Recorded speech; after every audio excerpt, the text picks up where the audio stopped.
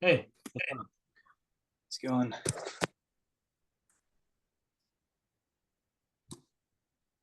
What's new? Uh, just going through the second exam I took the other day. Which exam was this? This was Blueprint number 2. Okay. Tell me Yeah. your score and your breakdown. Okay, I got a 196 on this one, or 496, Okay. and I got a 125 in Chem Phys. Okay. I got a 122 in CARS. I took it on Jack Weston, and then I got a 123 in Biochem, 126 in Psych. Got it. Okay. So I guess you're like reviewing them now. Yes, yeah, kind of going through them. Yeah, so it looks like, I increased by a point on Chem Phys in this exam compared to the last one, and then I went down In by 2 points in both Biochem and Psych. Got it. Okay. Yeah. All right. Yeah. So let's go over some of that stuff. Okay. Sounds good. Where do you think we should start? Let me see if I can share my screen here. I'm on a library computer, so I'm just setting up Zoom. Mm-hmm.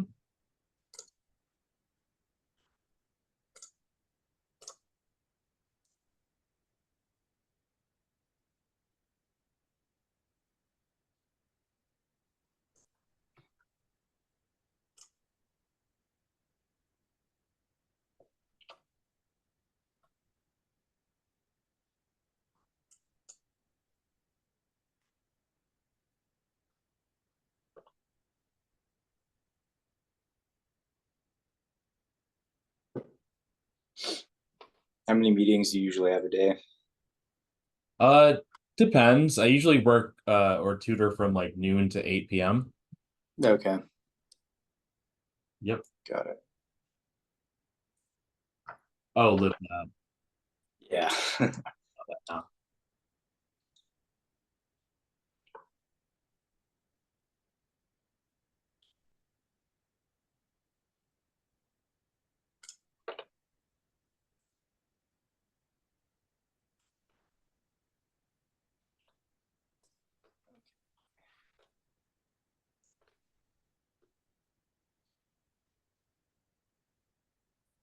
How's your 4th of July? It's good. Yeah, hung out with the family. Same. Yeah, Did some fireworks. nice. Yeah, same. But like they're legal to buy in Nevada and stuff, right? Yeah, legal to buy, but pretty much illegal to fire. Yeah. Yeah. Yeah, no, my uncles had to go to like Pennsylvania to get some. Oh, okay. Did you guys do your own, or did you go watch some? Oh yeah, You our know, own, like in New York, like it's always, uh especially in my area in Brooklyn, there's fireworks pretty much like the entire summer, but uh on July 4th, there's like the official like Macy's or whatever show that I don't really care too much about that. I care more about like the ones in like my neighborhood and the ones that I do or like me and my family does. So it was like Roman candles, bottle rockets, uh stuff like that. okay, nice. I used to really be into fireworks when I was like 12 and stuff. And so it's pretty cool stuff. Yeah, I know it's pretty cool. A friend of mine actually, he makes them. Yep. Um, yeah, he knows how to do all that. It's kind of cool. Yeah. I used to do some stuff with that too, like at that age, like when I was like 11 and 12 and stuff. Like Oh, cool. um yeah, there was like one time that we like took apart like a shot like a shotgun shell and we like used the smokeless powder in that. Oh, dang, Yeah, pretty fun that's really cool. childhood. Like I feel like no one has a childhood like that anymore, like with, No, yeah. like, being on the computer the entire time. I just remember like going out. I live in Brooklyn now, but like I grew up in Long Island, which is like the suburbs, and it was just like you would go at like, like I'd ride my bike like all throughout like the neighborhood, hanging out with different, Yeah. doing fireworks, playing with, Make things on your own and yeah. make like a Molotov cocktail and stuff. Yeah. Yeah. Um, played with BB guns, Right. uh, stuff like that. That's really cool. Yeah. You can kind of it's not going to be the same for the up and coming youth, you know. It's all What? digital. Wait, oh, I thought you were talking about like guns with like BB guns compared to like a real gun or something. Oh no. Yeah, yeah. Just yeah, it's all yeah, just in general, it's like it's not really the same kind of childhood experience. Yeah, Yeah. yeah, certainly. Yeah. All right. So let's see. So this kind of the breakdown didn't successfully make it into this zone here. The timing thing seems to still be a bit of an issue. Like, It is. Yeah. Basically, like if we were to look at this one compared to yeah, I remember last time, like, yeah, you probably remember already. But I just want to see for myself really quick. Basically, it looks like the same thing, yeah, same deal. but so like this one, you had more questions that were not greater than 2 minutes, but what you did, yeah, so like the yeah, so this one you have a lot more questions that are greater than 2 minutes. Mhm. So the previous test, you had fewer questions greater than 2 minutes. You had some that were like a minute and a half. It's just that for that one, you weren't able to, like the previous test, you weren't able to answer like the last couple of like maybe six or seven. Yeah. Well, it seems like I snagged three at the end. On the other test, I mean, Oh, the last five or six, like you didn't get the answer at all. right. Yeah. So, all right, yeah, let's go through some of this stuff. Yeah. So I don't know. I was trying to use the method where you only look at the time about Oh yeah. so you look at an hour and then you look at it around like 45 minutes So and then are you looking at the time at that point or the question? both. So I look at where I am in relation to the time. Um, so like question 20 at around an hour, right? And then Okay. So you're saying that you're not looking at the clock until you get to question 20. yeah, Okay, yeah. That's how it should be done, because if you do it the other way around where you look at the question 20 when you're an hour, left, that's not going to work because that means you have to constantly look at the clock, right? right, right. So, but yeah, you can, yeah, try that timing strategy. Um, like just be more like strict with it. Okay. Yeah, because that's definitely, I mean, pretty Yep. much for every one of these, it's Yeah, it seems like similar. these other sections here. Um, and of course, you see like the trade-off with like, the questions like for biochem here, like you s- Mhm. you had more that were that you answered in a more timely fashion, but of course you have more like wrong answers compared Or to, errors. go back up to CP. You have like mostly right answers, Hmm. but they take too long. So uh Yeah. so your Chem Phys and your BB scores are pretty similar, um for very different reasons, right? Yeah. So yeah, so we just want to be a little bit more strict with the timing stuff. Okay. Yeah.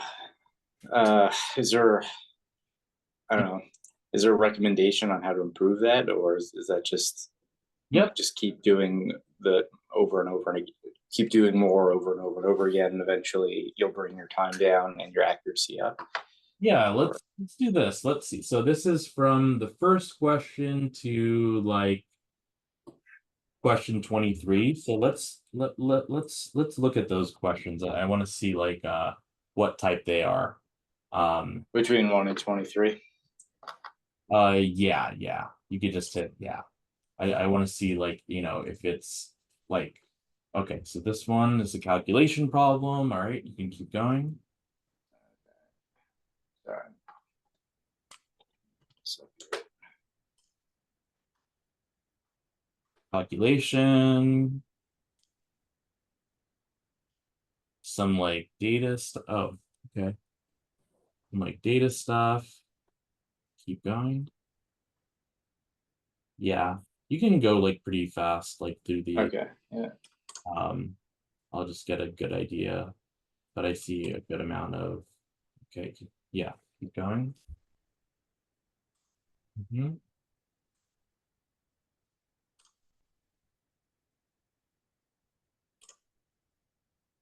Okay.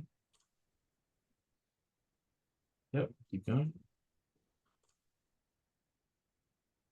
Well, notice the discrete questions. I got a ton wrong in discrete. You say you got a lot more discrete questions wrong? Yeah, now that I did passage-based ones, I feel like. Got it. Do you feel like, yeah, so it seems like a decent amount of these, maybe like a quarter of these are like calculation problems that can, you know, potentially take a long time. Like if you do your first calculation and you don't get your answer, you know, you're probably tempted to do another like attempt at the calculation. Am I right? Yeah, definitely. Yeah. For that, I would say you do your first calculation. If it doesn't give you an answer that, you know, lines up with what you see, make an educated guess, flag, move on. Okay. Just because those are the types of questions where, you know, it's like you feel like you can figure it out. It's just like maybe you did a mistake with the math, so you'd want to do it again, and that can potentially be a really, really big time sink. Okay. So, okay, now let's think about, because like, okay, so you did get a lot of these right, but let's think about like what could have caused the time that you took for these like first like 23 questions, like, you know, what we can I kind of think a go lot of times it's just like trying to figure out what's going on. So like from I the can read the so I'll read the question initially, like when I come upon a passage, and then I will start reading through the passage and really trying to like understand exactly what is happening, the relationships between things. you do that for the BB section too? Yeah, both. So you're saying that you're reading the questions before the passage? Yes, typically I'll quickly glance at the question, get an understanding kind of what's going on, and then I'll go and just quickly I'll read through pretty thoroughly. I feel like the whole passage, highlighting certain things, and then I will, you know, like I won't actually. I'll maybe make note of an equation, kind of like that one. I don't typically look at any graphs because Okay. I figure I'll be asked about it at some point. So And then yeah. So yeah, so I think we should do something differently there, because I say that the only time that you should read the questions first is just, this is the only like scenario when you will do that. If it's for CP, so not for the any of the other sections, and if you're running out of time. So like in that like kind of, you know, time graph that we had, it was like like questions 1 through 23 were like greater than 2 minutes, and then just drops off because you're running out of time at that point. So yeah, at that point, when you're running out of time, like as a last resort, read the questions first, look in the passage. And that's only something that you can kind of get away with for CP. Okay. But we haven't worked on like a CARS passage yet. Have we? We did like one. I think we dissected pretty in depth, like Yeah. a passage. So Yeah. so in the CARS passage that we went over, like I showed you how like we read the passage, we get a really good understanding of the passage, and then we do the questions instead of like Mhm. questions going to the passage, because you don't want to go back and forth too much, because not only will it affect your like concentration, like if you're switching around like that, you're going to end up spending more time anyway. Like it could seem like it could be efficient if you read the question and then you read the passage and you look for things relevant to the question. It can feel uh efficient, but Mhm. but um but I think that instead of doing it like that way, if you Mhm. like read the passage first and you understand the passage, then you can attack the questions and you won't really have to go. I mean, for certain specific things, sure, you'd go back, but it's not going to be, you're not going to do any like rereading, because if you read the questions, right, and then you read part of the passage, and then you kind of read the question again, or you read the next question, and then you read the part of the passage, you're going back and forth, you're ending up rereading at the end of the day, right? Right, right. So I would say, so like, let's pick like a passage here and, you know, go over like, yeah, I would say to go over the passage first, with the buzzwords that we talked about. When it comes to the graphs and the figures and stuff, um, you know, when you're doing like your tests, I would say to like spend around 15 seconds to kind of get the main, like, not, I shouldn't say the main idea, but to get what the figure or graph or chart is trying to show you. And if it takes longer than 15 seconds, just move on to the questions, because as you said, like what you said that is accurate, is that if they ask you about a figure or a chart or a table, Mhm. you're going to go back to that figure or chart table anyway. Um, Right. I would just on your first read through spend like around 15 seconds just to get an idea of what it's trying to show you. Okay. So it's like the whole measure twice, cut once kind of thing. You read it your first time, you get a really good idea of what that passage is talking about. And then when you answer the questions, you have certain things in your mind that come up because you've read the passage already. And if you identify the buzzwords, you can, also kind of foresee some of the questions that you'll see. So I think that would be a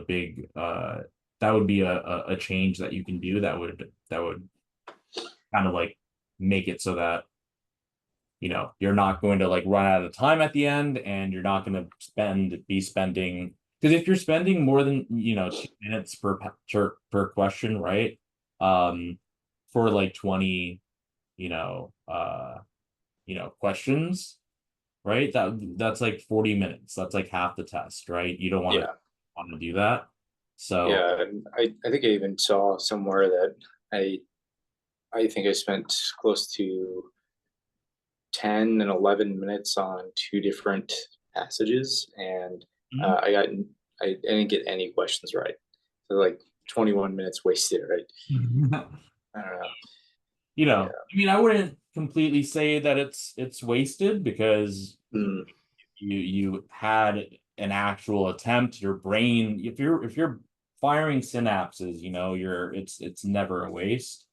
uh mm, so uh but like for this passage right here, like when I look at figure 1, it says these are the complexes, and so I would just spend a couple of seconds seeing like, okay, copper, you know, and then these other like organic molecules.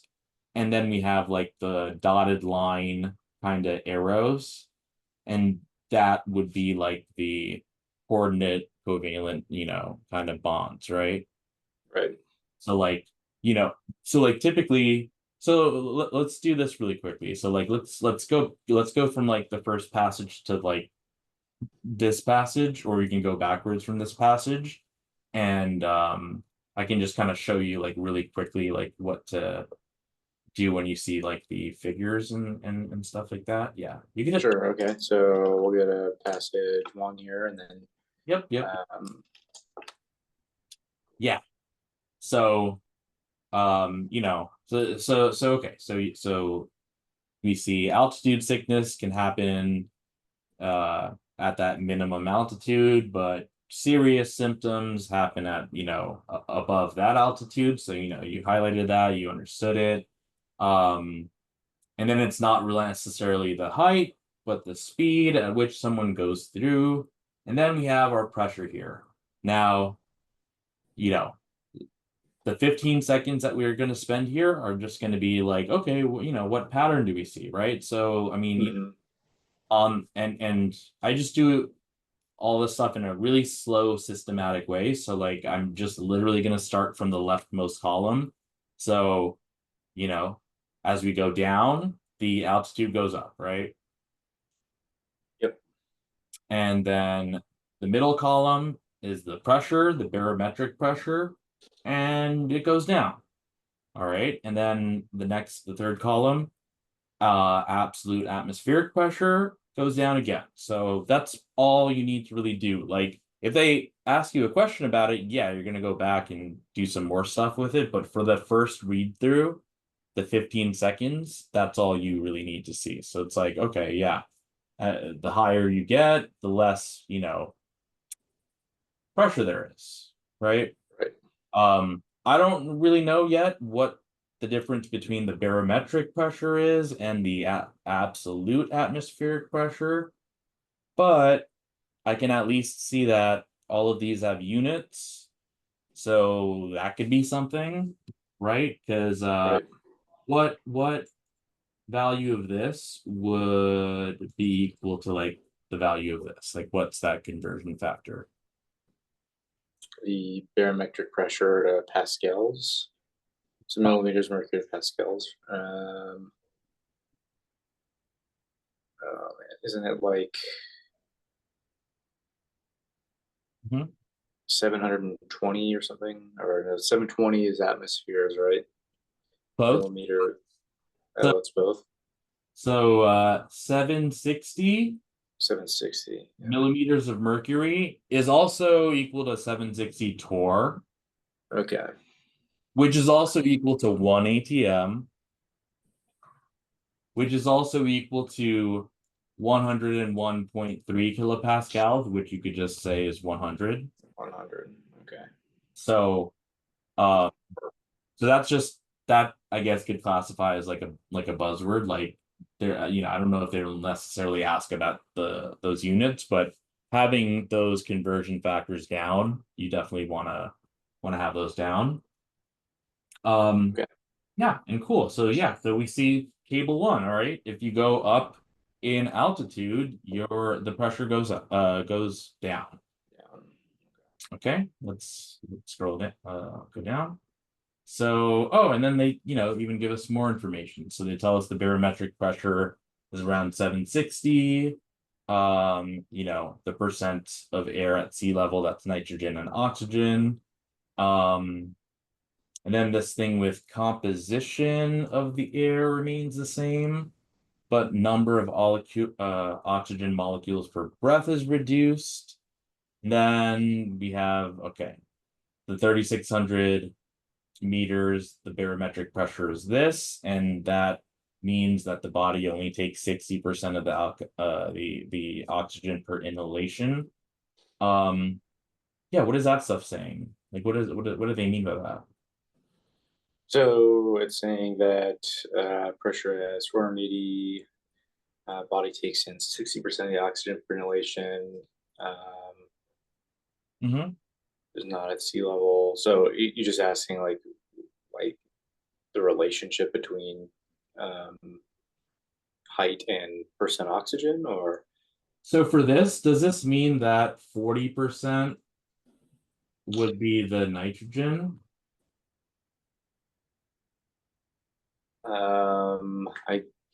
Well, let's see. At sea level, 21% oxygen and 78% nitrogen.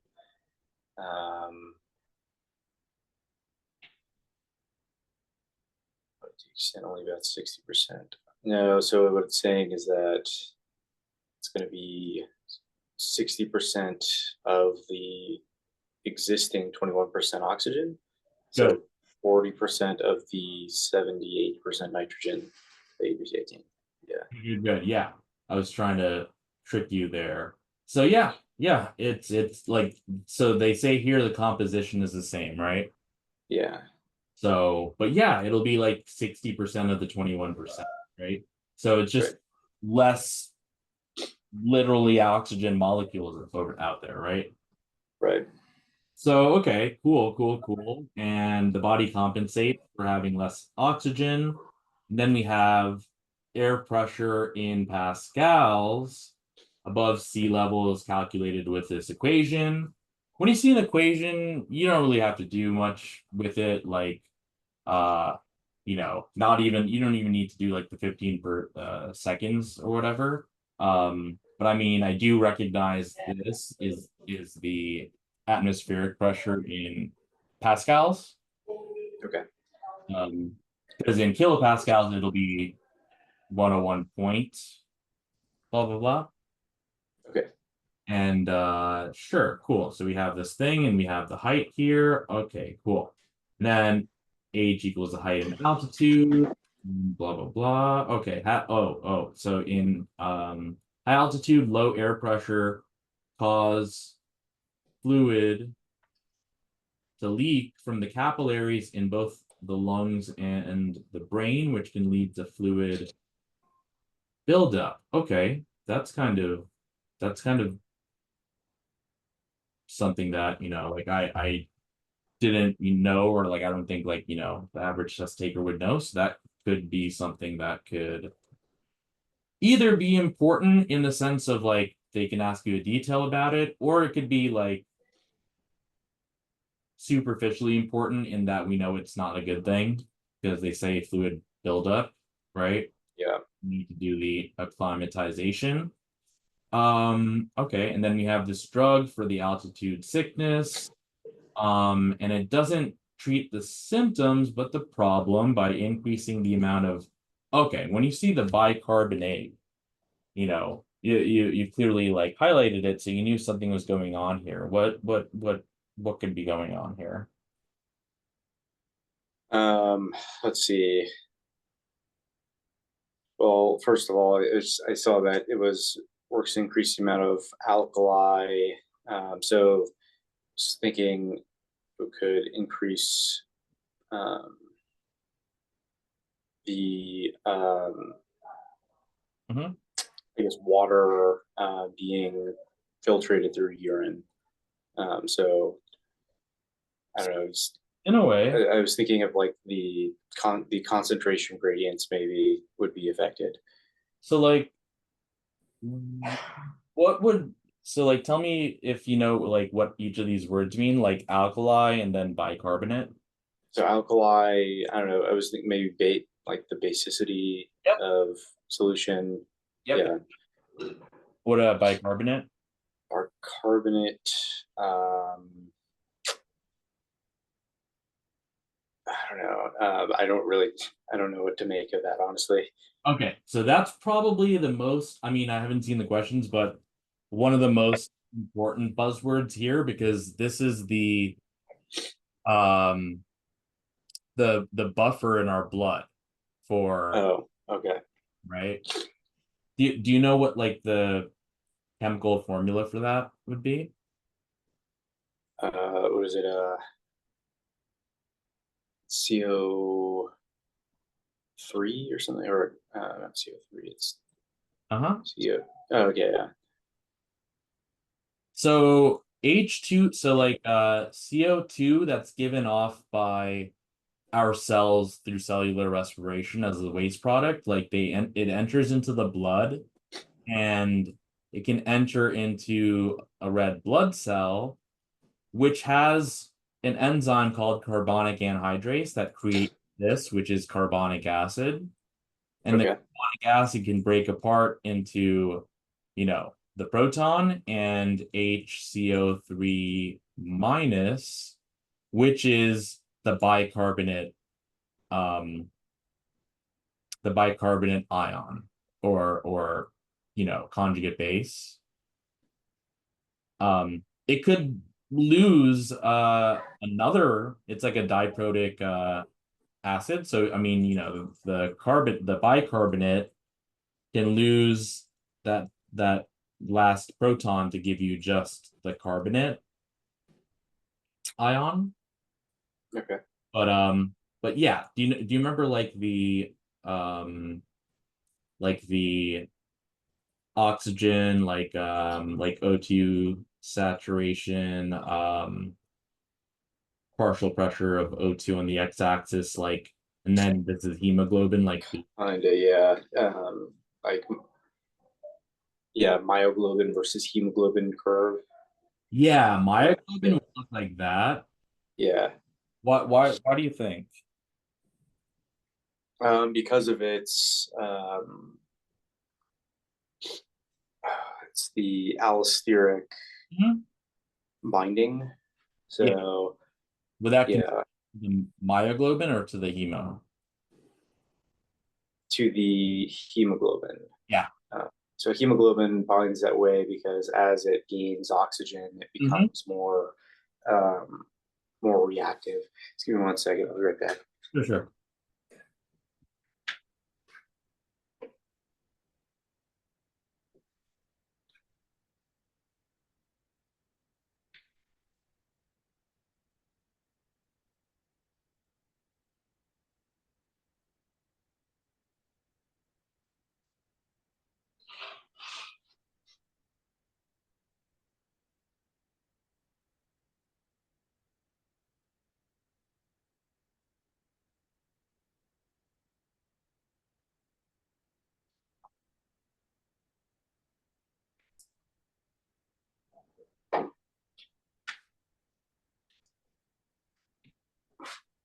Sorry about that. Mhm. Um, so yeah, as hemoglobin gains more oxygen, it becomes more reactive. But I think if I remember correctly, myoglobin is just more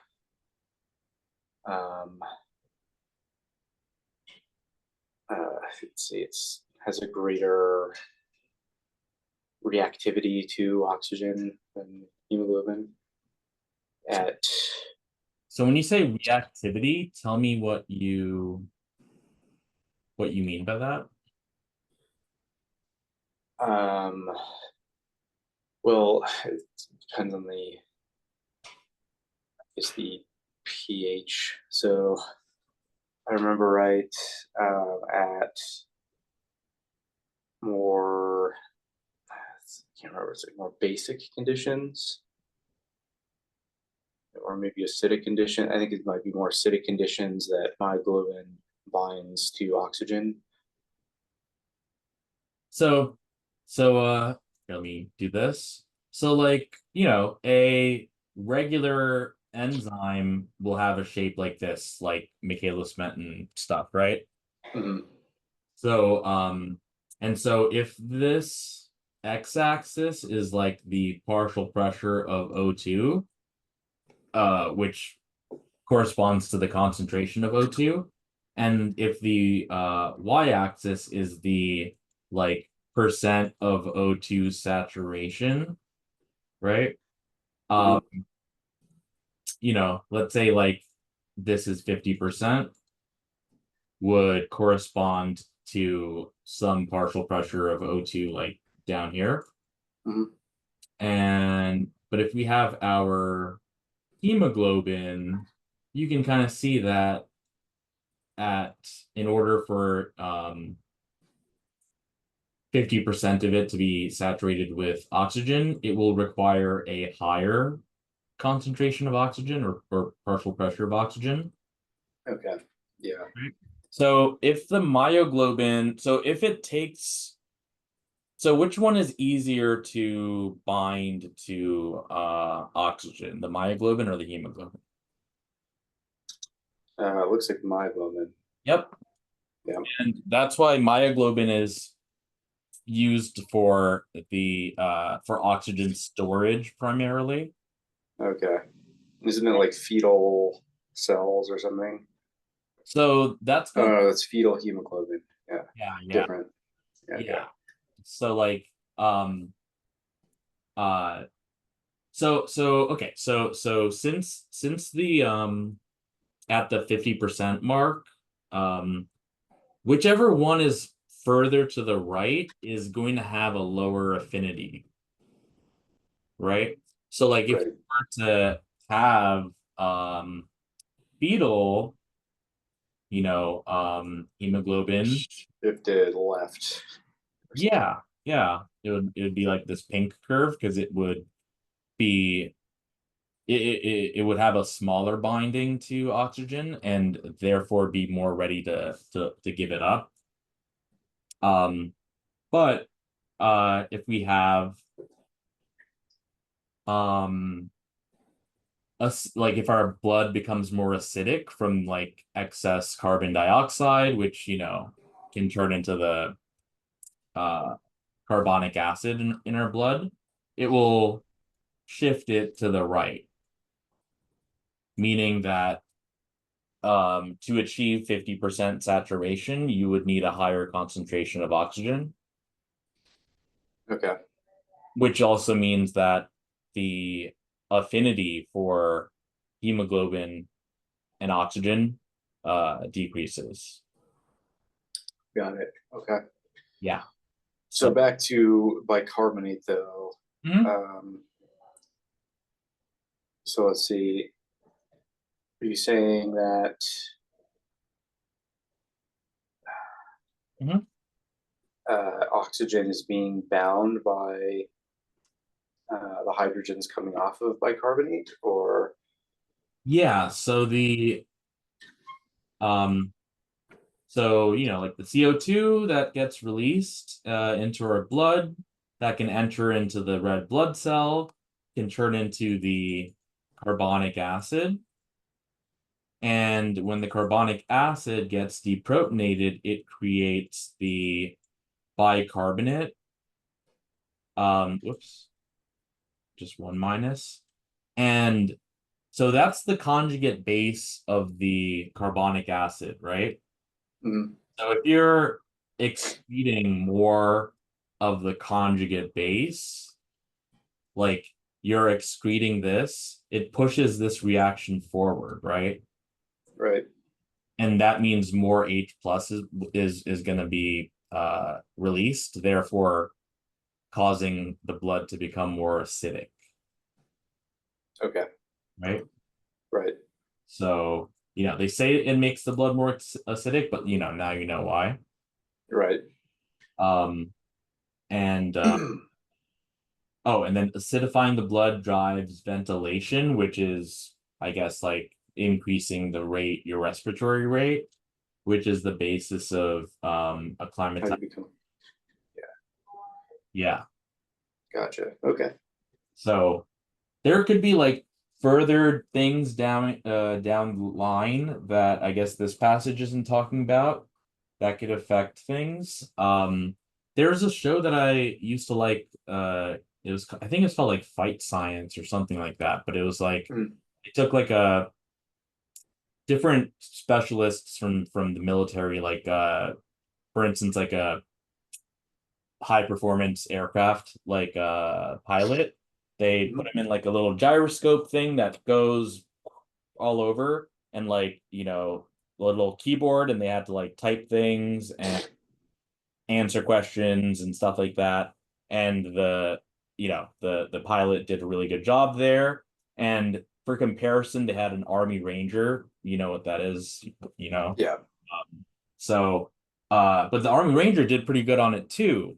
And then when they did the test for the Army Ranger, they made um like a hypobaric kind of oxygen kind of chamber, with a really low um amount of oxygen in it, and they have like a kind of like rock climbing wall that's kind of like on a conveyor belt, so it just keeps going up.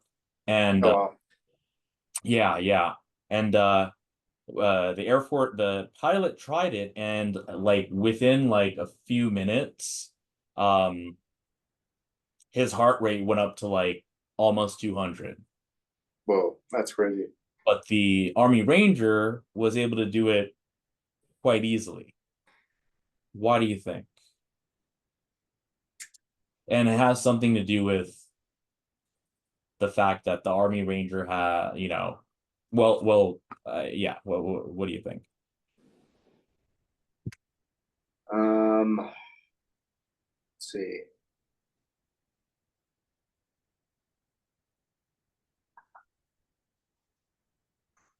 So it's a really vague question, I know. Yeah. But so it's because the Ranger spent a number of years or tours in Afghanistan, which is at a really high altitude. Okay, so he's been acclimatized and had Yeah, already been, but yeah. in a different way. So this passage is just talking about ventilation, like increasing the rate that you're breathing. But what can happen over time is that your body will upregulate EPO, which is So erythro. blood doping. Yeah, that's like, yeah, so they would end up having more red blood cells, and like Lance Armstrong kind of did the same thing. He trained Right, at high altitude, and then he took his blood out, and then he put his blood back in for like the whatever Tour de France or something. right. So that's like a more long-term kind of a longer term kind of thing, uh but yeah. So okay. Uh, Mhm. Super cool. Be right back. Just give me 1 second. For sure.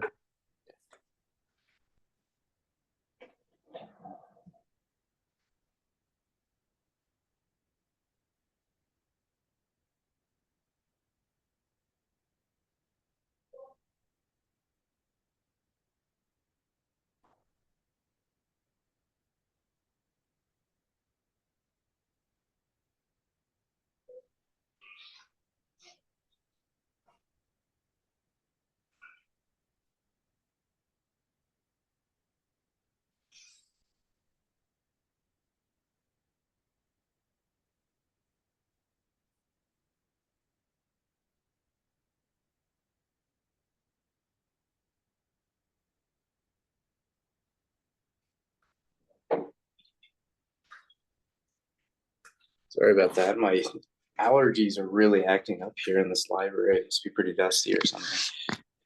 Oh yeah, do you take like Zyrtec or anything? No, I didn't bring any with me today. Oh I yeah. wasn't expecting it. Mm-hmm. Got it. Uh, All right, yeah, so okay. So yeah, so that's how, you should go over like a passage. And you know, how's this question? Like, this yeah. particular question, this question one, Mhm. yeah, I think I attempted it, and this is another one that was greater than 2 minutes, I think, and I don't think I was able to complete the calculation, so I just guessed. Um, and I think I guessed 0.18 or something. Got it. I don't know why. I just selected B and moved on.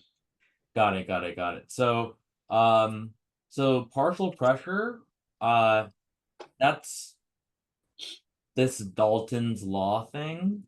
Mhm. So it basically relies on something called the mole fraction.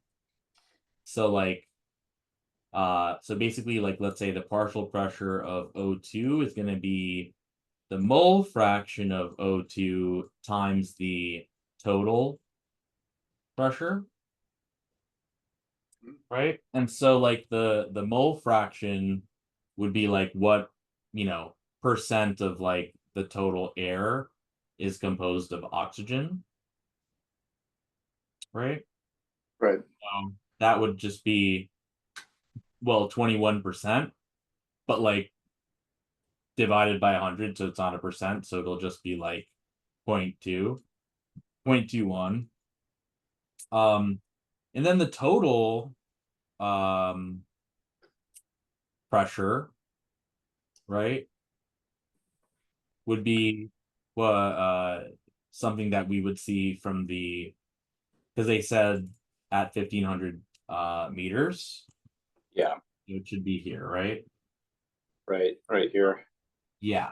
So bless you. Thank you. Yeah. So yeah, so we can use I guess Round up to 90. Looks like they rounded up to 90 multiplied by 0.2. mhm. Oh, sorry. So so you might have thought, okay, do I use 641 or do I use 85? Yeah, I was thinking, well, I remember the partial pressures were, the total pressure is the sum of the partial pressures. That was one route I was thinking about. So okay, well, what pressures what was I given? But I kind of forgot about this particular method, which was you have P total times the partial pressure of oxygen. So The mole fraction of oxygen. oh yeah, mole fraction of oxygen. Okay, Yep. got it. So mole fraction times the total partial pressure. Total pressure. Total pressure. Okay. It's like this is the fraction that's oxygen. This is the total. So you take essentially like 20% of the total to get your partial for oxygen. Okay. If we wanted to do it for nitrogen, right, it would be this with the mole fraction of nitrogen 0.78.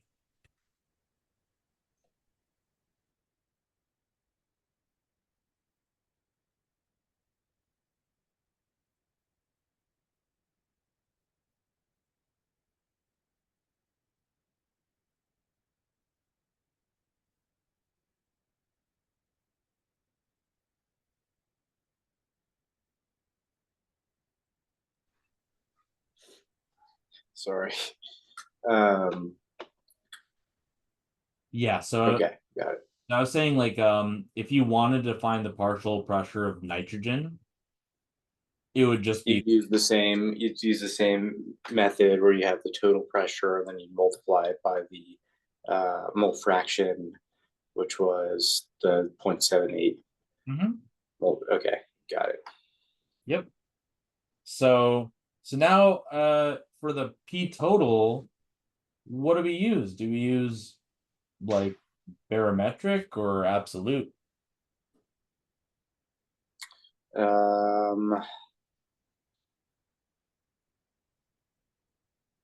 For P total, you'd probably want to use something with the same units, so you'd want to use absolute.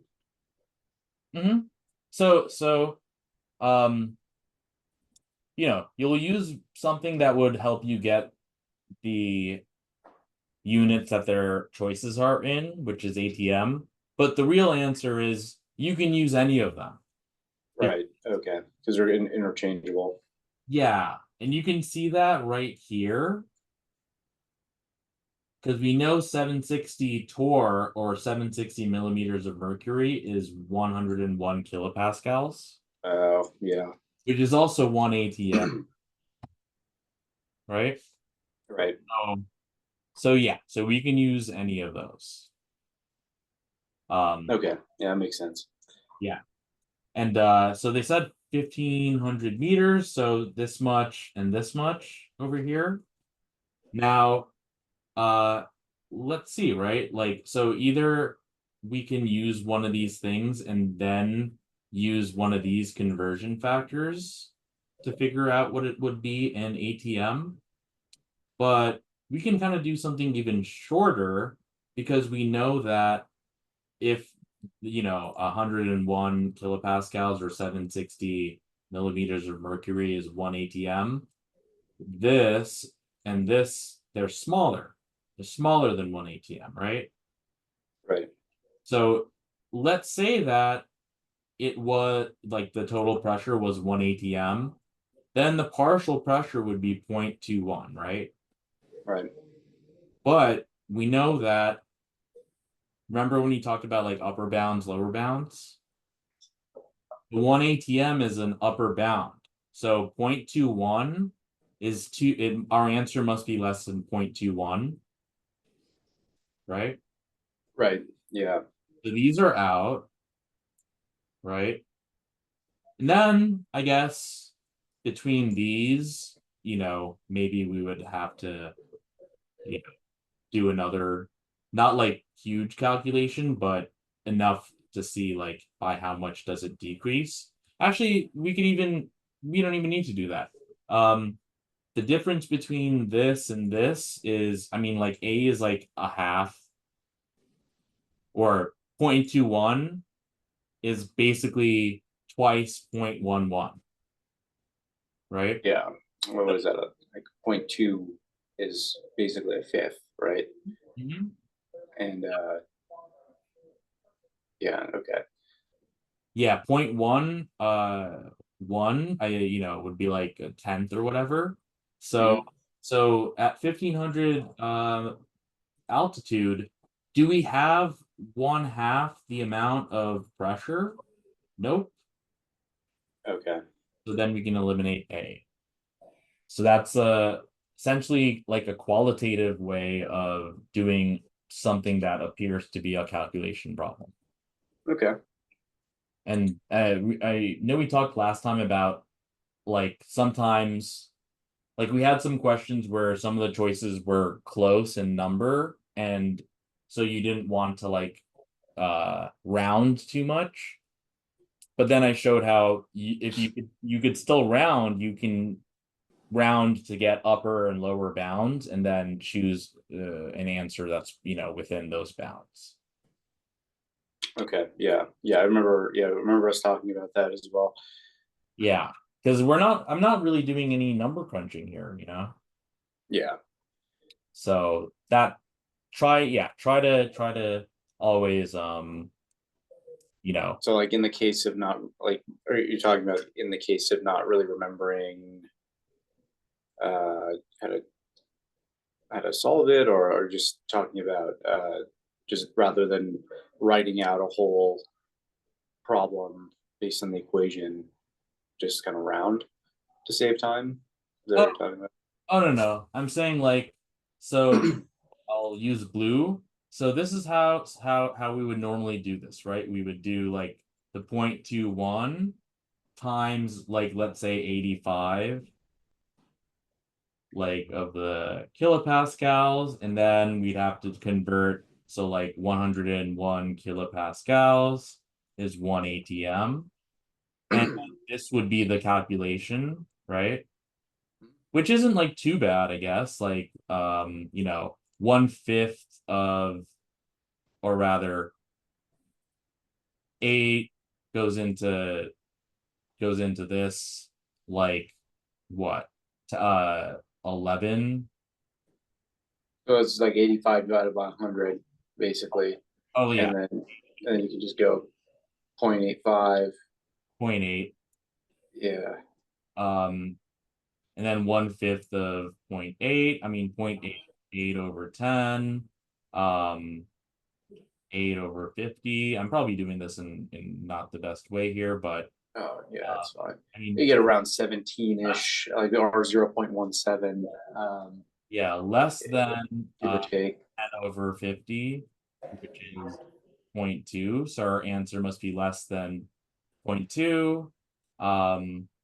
So I'm saying, in Yeah. doing this calculation, right? Right.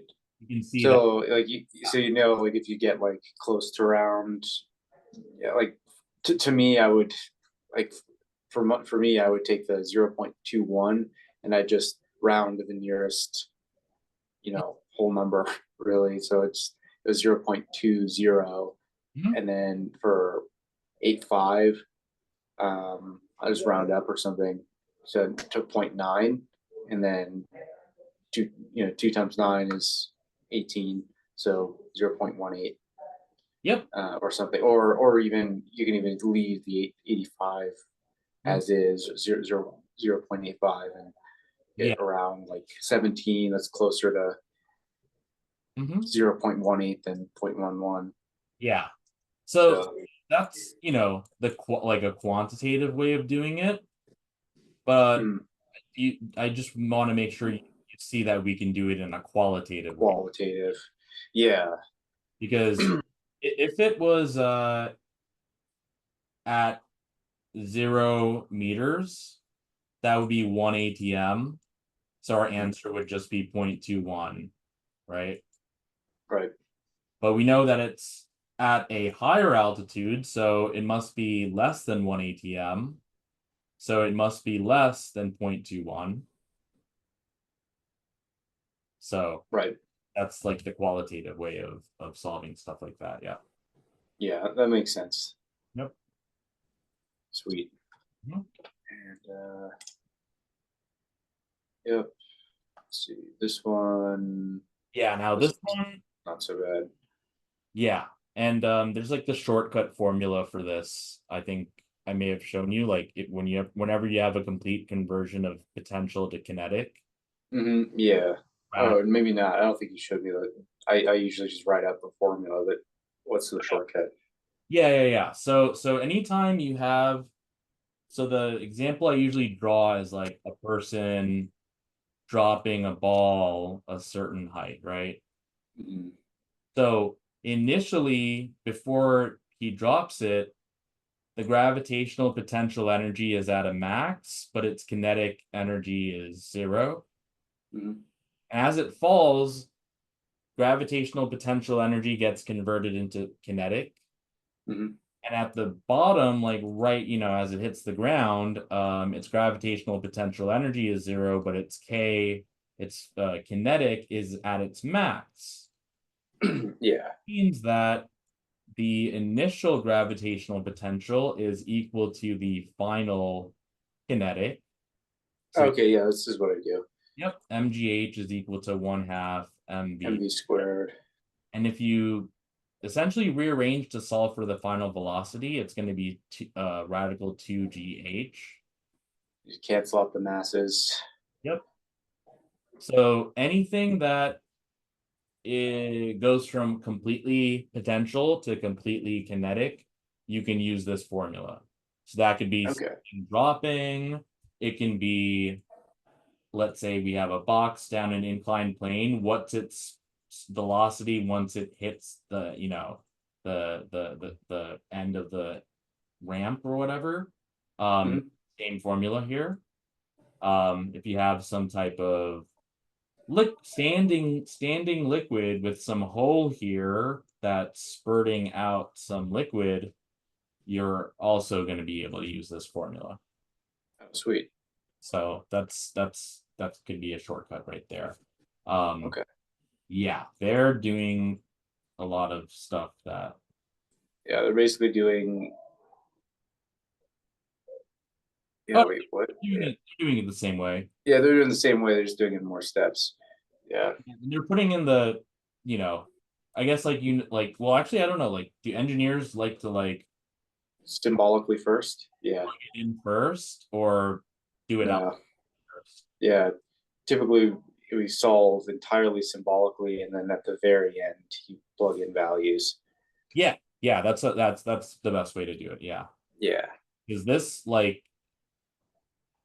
and it looks messy too. It's just a lot very messy. Yeah. It's easier to just scan some variables and you plug it in. Yeah. So yep, that's this one. That's how you do this one. Yeah. Sweet. Yeah. All right. And oh yeah, we just talked about right. That. So yeah, we got remember the buzzwords, like that's what they purpose they serve. It helps us. So instead of reading the questions and then going back to the passage, you read the passage, you get the buzzwords, and you're like, okay, they're probably going to ask me about some of this stuff. Right. Okay. Yeah. And then Yeah, you explained. Cool. Kind of went over all this. So Oh yeah, uh, you did it in a way that seemed to be tough, but you still got it. yeah, fluid pressure, change in depth, seem to be linear. Just explains. Okay, yeah, Oh, and so, so like you were able to eliminate A, you right? yes, yeah, So like, so you know like what conditions would air or a gas or so like what conditions would an ideal gas all right, what conditions would a gas behave like an ideal gas? What conditions would a gas behave like a real gas? so it's 1 atmosphere, 25 degrees Celsius or something. Oh, I just mean like in general, like uh, Okay, you know, yeah, like at high like so like why would A be wrong? I guess as just a statement, not necessarily. yeah, just higher temperatures means the gases are, or the molecules within the gas are behaving volatilely. They're moving around and they have a lot of kinetic energy. So that immediately, like, that's not really an ideal um, gas situation. It's For a gas to behave like an ideal gas, there's two main conditions. One, uh, no intermolecular forces between uh, the particles. And the other one is that the volume of the particles are negligible. We don't really count that. So so at high temperatures, air would behave more ideally because the molecules are moving so much faster that they don't get a chance to interact with one another. oh, okay, Yeah. So A would be so like at high temperatures, air should behave more ideally. okay, gotcha. So it would behave more ideally at higher temperatures because they don't have a chance to interact. Okay, Yeah. and then As well as low pressure. Because if it's low pressure, then the gas molecules can be further apart, and if they're further apart, they can interact with each other less. okay, So those are like the two kind of conditions. Um, oh, and then for this one, yeah, I remember this question. This is actually a pretty good question because, um, for instance, okay, what is it asking? Like, what's the first thing that it's saying here? so it says fluid pressure changes with the depth are assumed to be linear. I mean, Which statement best explains why this does not hold true for changes in atmospheric pressure? yeah. So tell me what this means.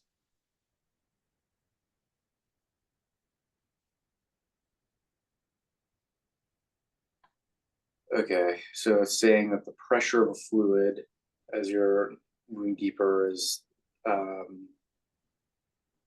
pretty much constant. So it's not like, yeah, it's assumed to be a constant change. Give me like a real life example of what this is. What is this talking about? Like what? So maybe like a diver diving into an ocean or something, Yeah. diving deeper into the ocean.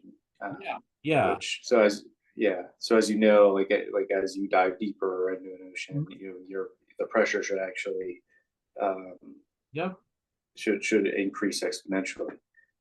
Well, exponentially Uh, or linearly. For every 1/8 or for every 10 meters that you dive down in water, um, it's an additional 1 ATM of, 1 atmosphere. Okay, got it. and that's linear, right? Like it's the next 10 meters is another atmosphere, right? Yeah. Give me 1 second. Sorry.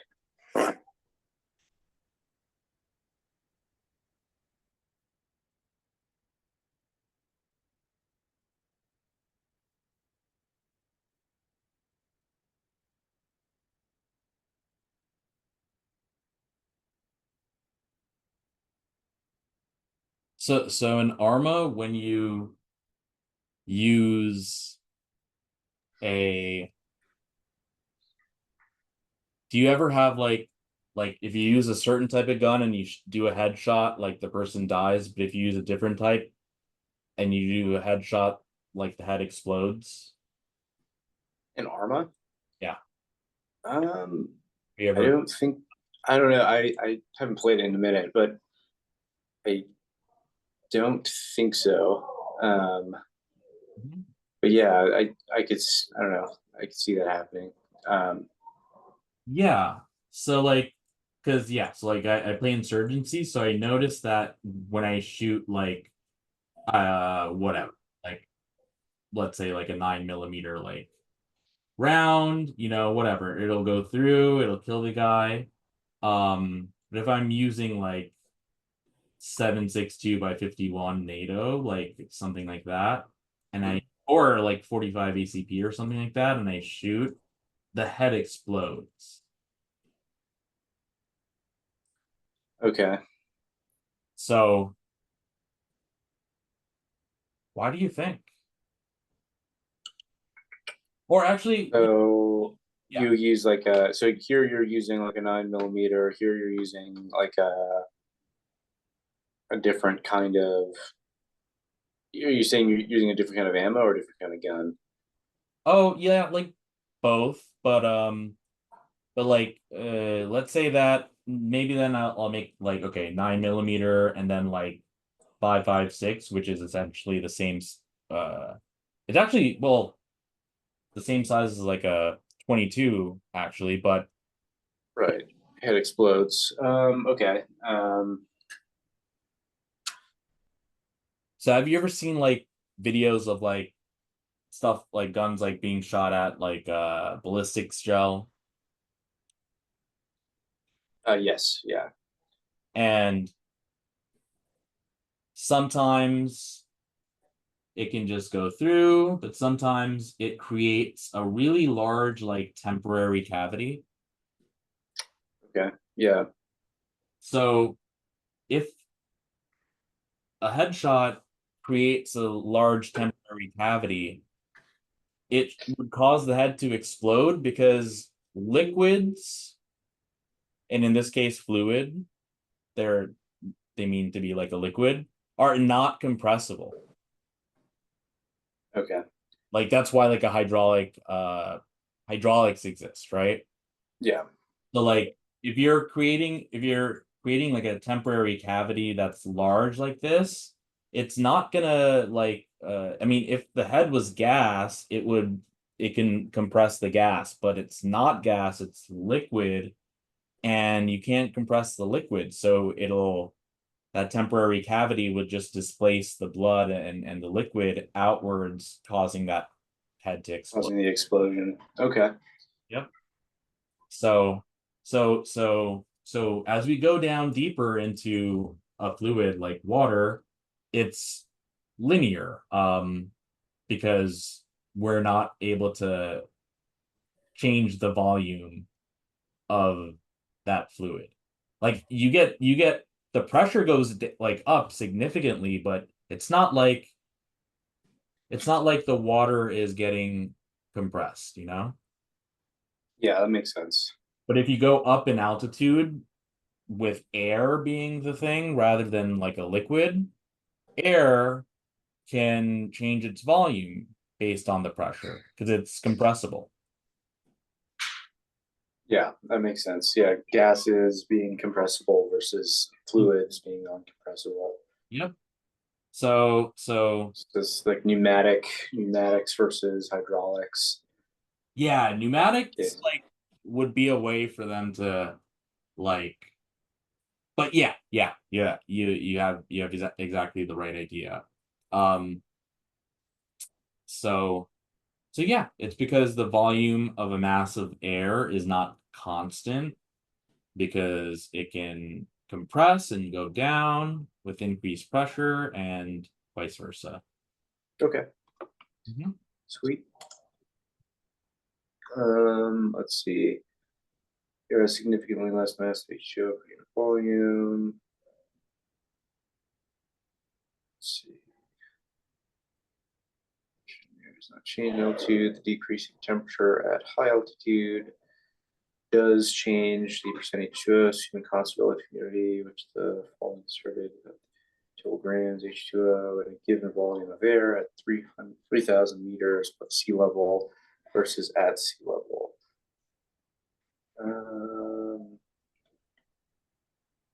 Okay. Yes, very high altitude, more or less mass H2O per unit volume than at sea level.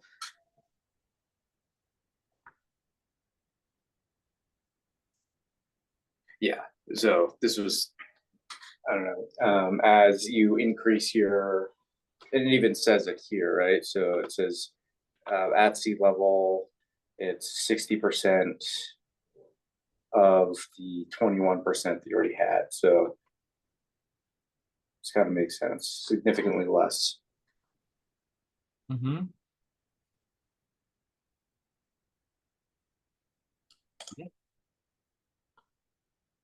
Cool.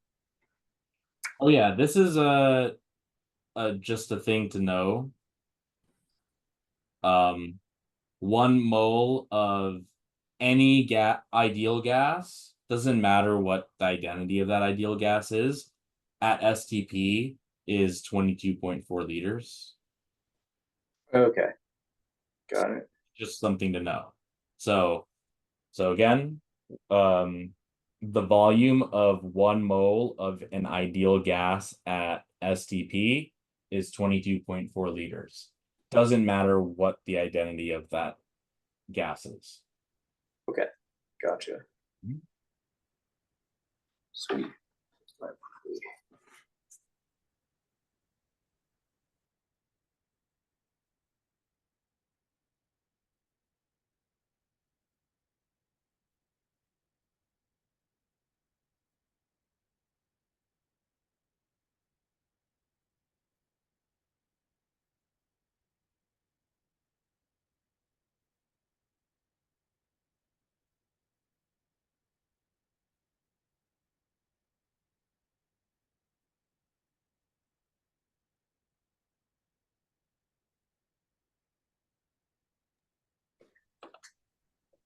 All right, so got this one wrong.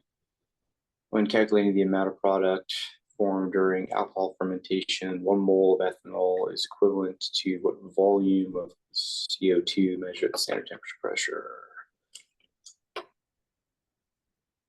Okay. Okay. So this is just, it's the same thing that I said, but they're telling us like what volume of CO2 for 1 mole of ethanol. And here we see Yeah. 2 moles of ethanol, 2 moles of CO2, 1-1 ratio. So if this is 1, this is 1, therefore 22.4. Okay. Yeah. Because let's see, did it give you, yeah, 22.4. What is the, let's see, what it is calculating the amount of product formed in grams. Yeah, okay. Okay. And did it tell you, where did you get 22.4 from? That's what I'm trying to figure out. Oh, so that's that like constant that you need to know, which is that Oh, at standard temperature pressure. Okay, yeah. got it. So what if it That was, yeah, I kind of remember that Yep. mentioned somewhere when I was reading, but I Mhm. always forget what it is. I always forget like what this this you know this constant is, I guess. Uh-huh. 22.4. Okay, Yeah. cool. And conversion of 3 moles of glucose, 3 of these by aerobic fermentation yields how many moles of acetic acid? So this guy over here. So I know, I just knew that I convert one of these, I get two of these guys, and then one produces one. So 2 times 3 is 6. So wait. How did you do that? So I know that there's for every one of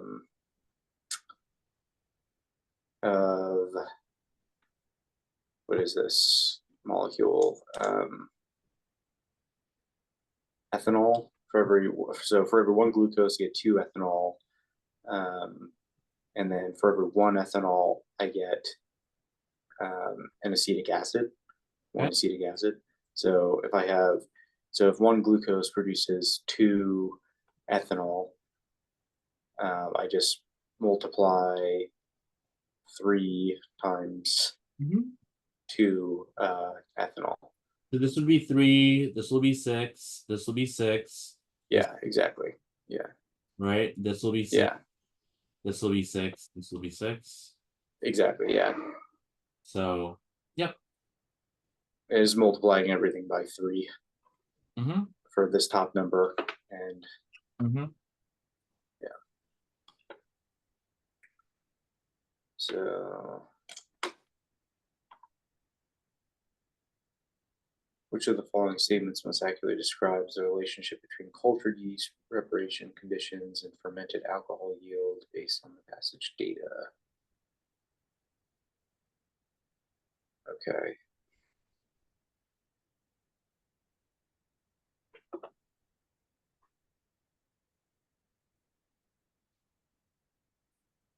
So neither glucose concentrations nor percent yeast inoculated was positively correlated with fermented alcohol yield. Yeah, so we're gonna need passage information here. So yeah. So yeah, let's go from the top. So okay. Yeast can form ethanol in these 2 steps.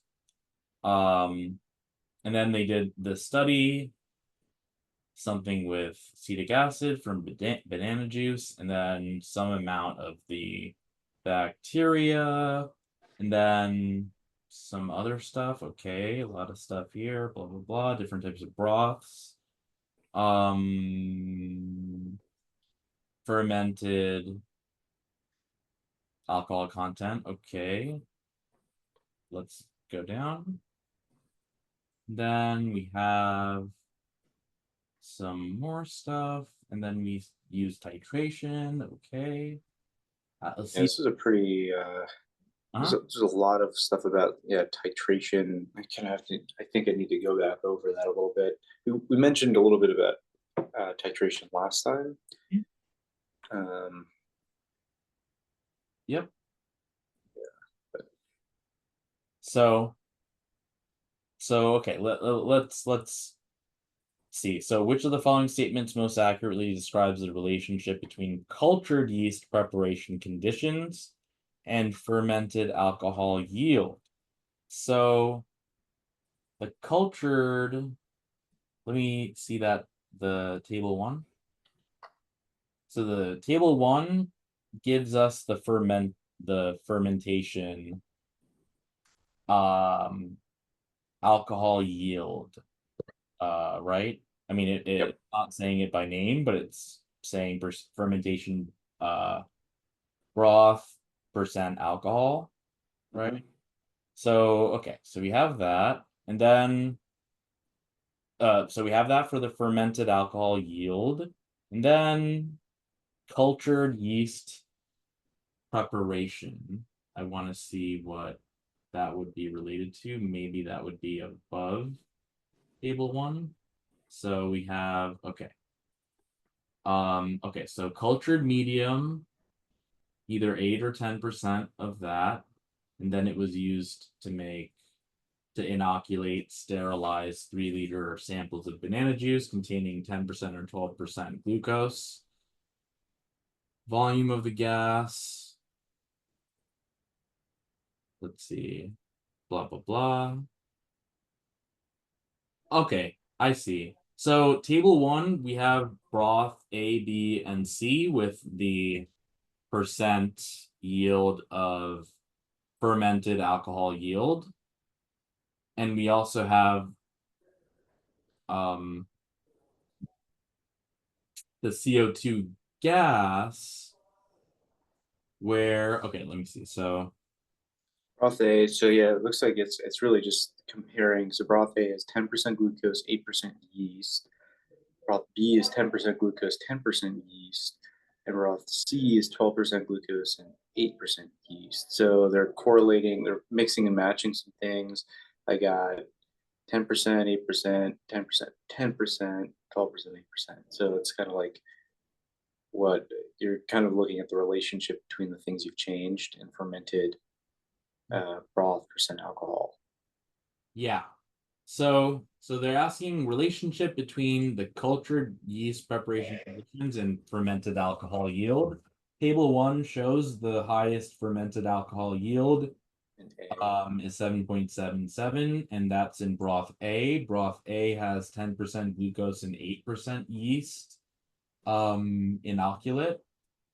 So low glucose, low yeast. Let's see, compared to broth B, where we increase the yeast, and compared to broth C, where we increase the glucose. So those were not making the most alcohol. So it seems like it's not really dependent on these, right? Yeah. So yeah.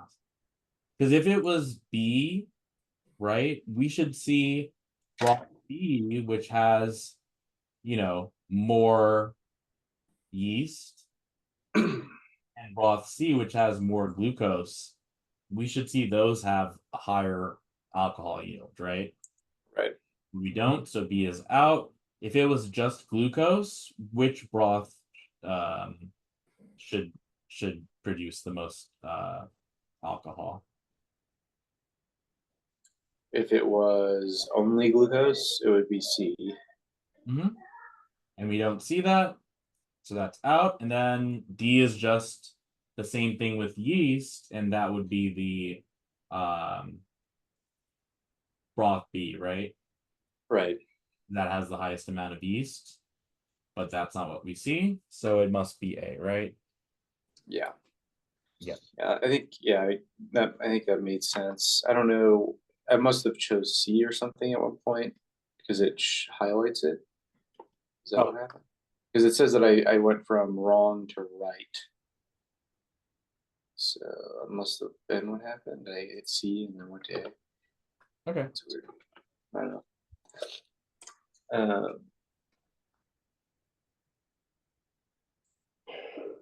Right.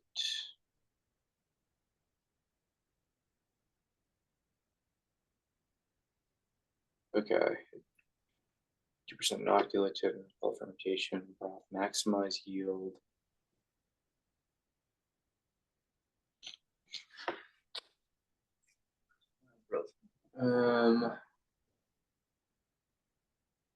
Yes, the sample was taken from the same broth. Percent TA was greatest when treated with 15% inoculate.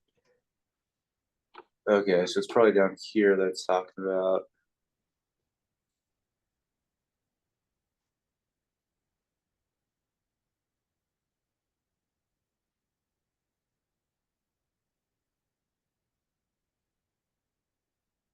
Yeah, because they're talking about acetic acid fermentation here, and that's what we are doing in this table thing. Oh, okay. Got it. Let's see, 24, 48, and 72 hours. So, okay, and they also said 15% inoculate. So maybe I would look at these.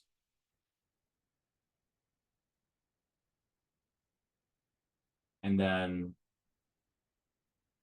the acetic acid content, I guess, as a titratable acidity percentage is what we have.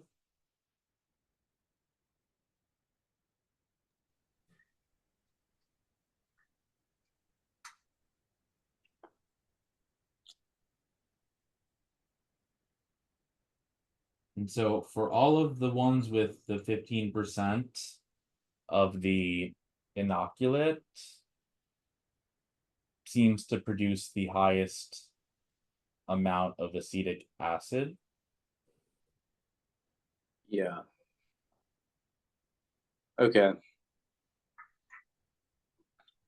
I don't know. I think I must have been, I think I was still thinking about this up here Yeah. and the increasing percentages of either. Mm-hmm. And I was like, oh, okay, no, because it's not, there was no correlation between increasing anything and it meaning anything. So I think I was just thinking about that wrong. Yeah. So So when we see table 1, we see that what we really see is if you go to table 1, sure. fermentation, alcohol, right? That's Yeah. table 1 is like trying to show us. And then for table 2, what it's trying to show us is the acetic acid stuff, right? The Yeah. acetic acid content of the fermentation. So that could be a way for you to see, like which table to use. Okay. Yeah. Makes sense. Well, most likely approximates the pKa of phenol ethylene. Mm-hmm. And where was that? I think it was 1 molar. Mm-hmm. Is that what they used? Yeah, here it was. Yeah, using phenolphthalein as an indicator. Okay, yeah. So I basically used the um, Are you gonna say Henderson-Hasselbalch? yeah, I used kind of a shortcut method to the Henderson-Hasselbalch where You just did the you KA. have, say again. Oh, like you just did the KA and then you did it from there? Pretty much, yeah. So I use so that's 1 times 10 to the negative 1. I take 1 minus basically 0.1, and that's approximately close to the, should be approximately close to the pKa. Wait, you did this?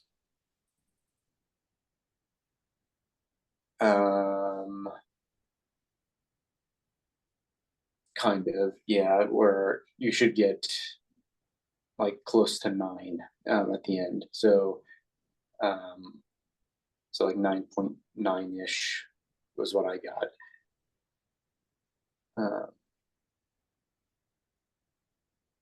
So yeah, 1E. So if I were here, I can share my screen here and kind of walk you through what I was thinking. Okay.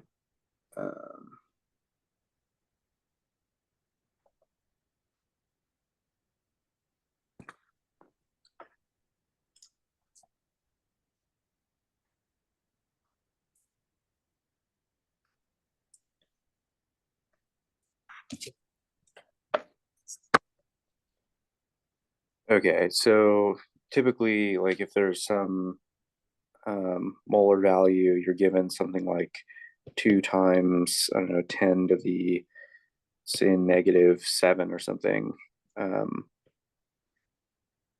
molar. I don't see you for some reason. Oh, you're not seeing it? Oh, whoops.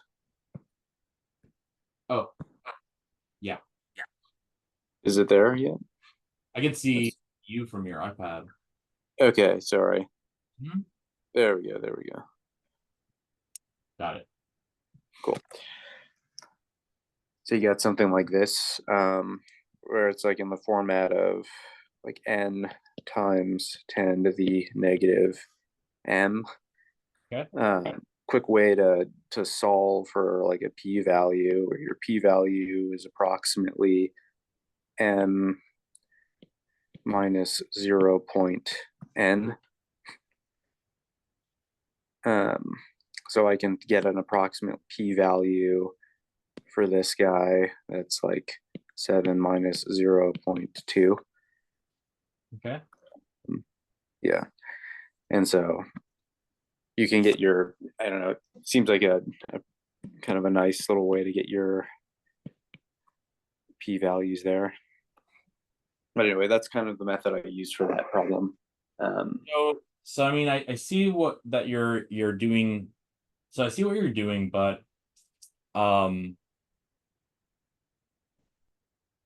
we only are given like the concentration of the titrant that's added, right? Right. And we don't know how much the volume of that is, right? Right. Yeah. So here, I'll stop sharing here. You remember what the equivalence point was, like the definition of that? The equivalence point is where the volume of your titrant is equal to the volume of your solution. So let's say that, so we had 0.1 molar sodium hydroxide. And we don't know what the concentration of the analyte is, but in order for the equivalence point to involve them having the same volume, they must have the same concentration, right? Oh, okay. You remember when did we talk about this, right? Like I usually use an analogy of weight versus mass. Like, Yeah. your weight can be something on Earth and something else on the moon. Yeah. So like mass is Same. like equivalent to like molarity or something, or moles. Yes, Yeah.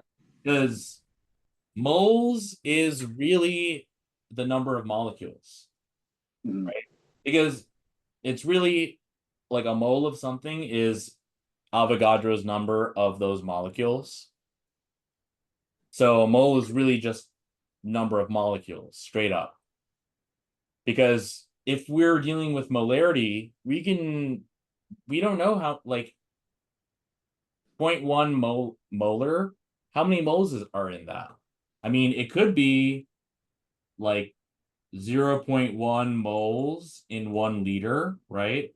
It could be 0.01 moles in like 10 liters, right? Maybe the math isn't right there, but you can kind of see how what I'm saying. Like you can Yeah. you can change molarity without changing the number of moles. So the value for like concentration isn't giving us any definitive information. Oh, okay. Moles would give us definitive information. But what you were saying was like to do the P of something, The like, p-value, yeah. yeah, like because okay, I'm just gonna say like you know this, but I'm just gonna say like when we say p-value, we talk about, like statistically significant stuff. Mhm. But when we talk about like pH or pKa, right? We're doing the negative log of the thing after the p. And Mhm. so if you said something like I mean, if you had like 2 times 10 to the negative 7 molar as your like Ka or something, um, to do the P of that, you would take the exponent, flip the sign, and subtract it by the log of this first number. Yeah. So And yeah, I think what I'm saying is like the log of that first number is approximately equal to, I guess, a tenth of itself. Yeah, so like I used to have people like memorize like like you should know like log of 1 of course and log of 10, but between those I used to have people memorize like what log of 2 is, 3 is, 5 and 7. But Mm, I realize it's much easier to just have, I mean like, so like log of 1 would be 0, right? Log of 10 would be 1, right? mm, So anything in between, you can approximate it to be just zero point 0.5. So log of 2, zero point 0.5, log of 3, zero point 0.5, log of 4, zero point 0.5, log of 5, all the way okay. to 0.9. Yeah. That could be a shortcut. So this could be 7 minus zero point 0.5 or 6.5, kind of like what you Mm, said. Uh, yeah. but but that would be, yeah, so that's how you would do the P of something. But for this titration, we are not given any, because Any, titration, like, yeah, you would need to be given either like the molarity or the number of moles of the analyte and the molarity, number of moles, volume, because it's like dropwise of the titrant. And so all they're giving us the concentration of the titrant, which is sodium hydroxide, and they're giving us one other thing. What's the other thing here? I guess technically two other things, but like what are uh some things? samples of 1 liter from each fermentation broth. Um, Or like, see, so we know that the sodium hydroxide is the titrant. Do you remember what I mean when I say like titrant and analyte? yeah. So titrant being the thing that's being dropped into the analyte. Yeah. Yeah. So okay. What's the analyte? The analyte is the broth. So what type of titration is this? I mean, so yeah, it could be the broth. But what about the broth? Like what in the broth? Let's see. I mean, What type of titration is this? acid base. Yes. So the analyte Okay. would have to be, The analyte would have to be a base well, what or, titrant? hang on, let me see. Acidity of each acid base, titration, standardized oxidation, hydroxide. Okay, sodium hydroxide. So it has to be an acid. Okay. Yep. Any acid that we see listed? Um, there we go. Acetic acid. Okay. Yep. Is that so sodium hydroxide? Is that a strong, weak?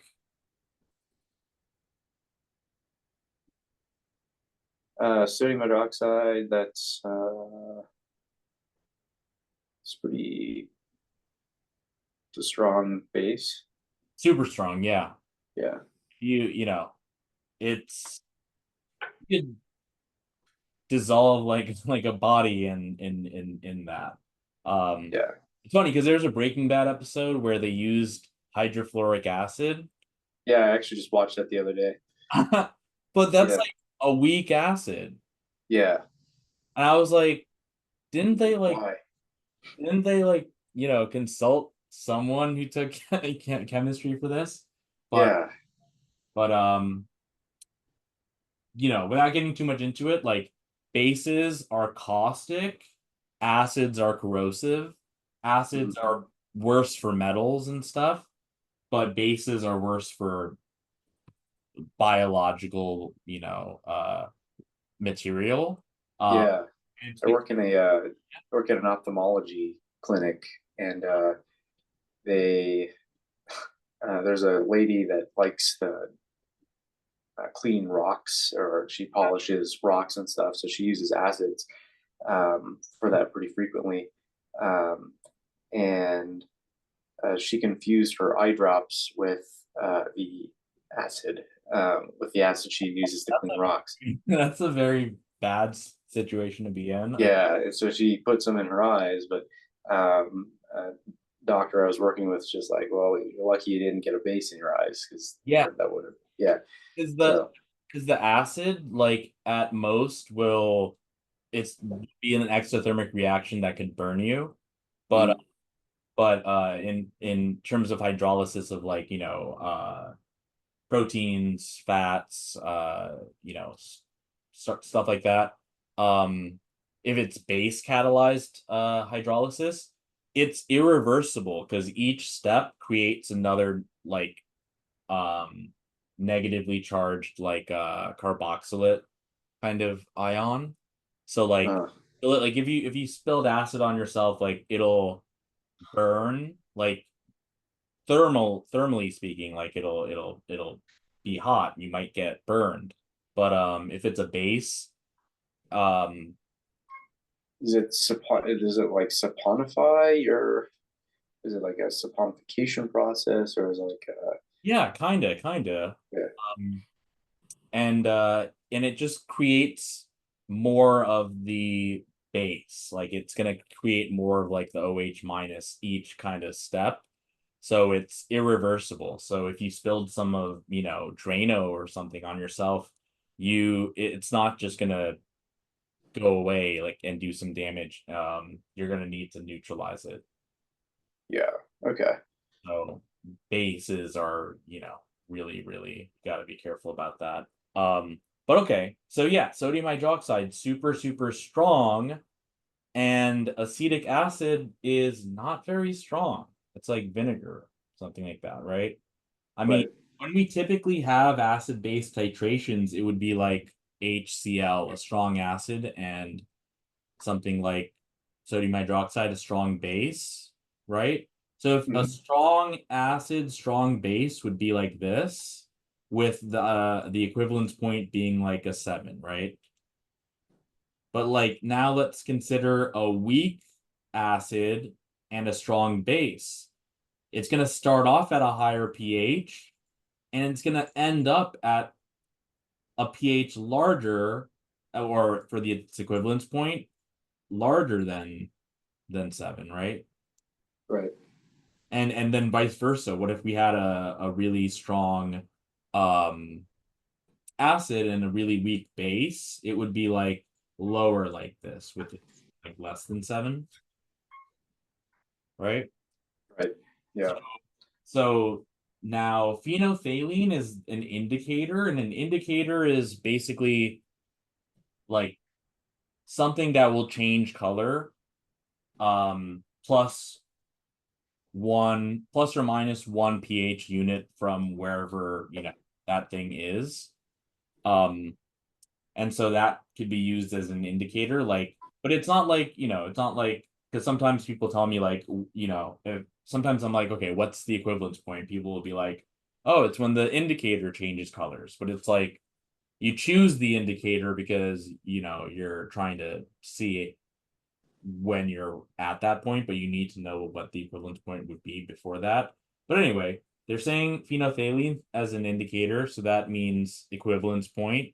So they're asking us essentially what will be plus or minus 1 pH unit from the equivalence point, right? Where the right, moles of the titrant equals the moles of the analyte. And since the base is stronger than the acid, right? Our value must be larger than 7. okay, gotcha. Yeah. Okay, that makes sense. Mm-hmm. And is there a way that you can, there's not really a definitive way you can calculate that based on the information. You just have to know that it's greater than 7 based on the information given. Just Yeah, if you have, yeah, so essentially, like let's say HCl or NaOH and the analyte is HCl, it would look like this. Acetic acid, and then the titrant being NaOH would give you something, you know, larger than the 7, and then can't really think of like a weak base, but a weak base and a strong acid would give you something, you know, lower than the 7. Yeah. Okay. Mhm. Gotcha. Yep. Alrighty. Let's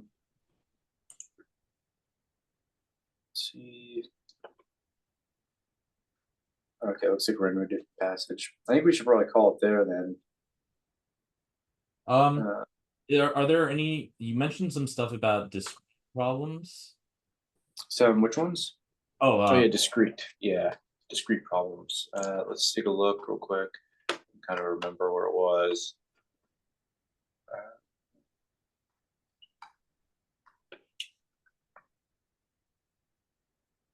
Let's see, Biochem.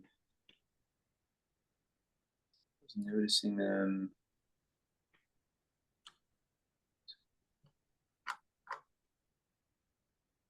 Oh yeah, I think it was right here. Discrete 1, 15 through, was that 18?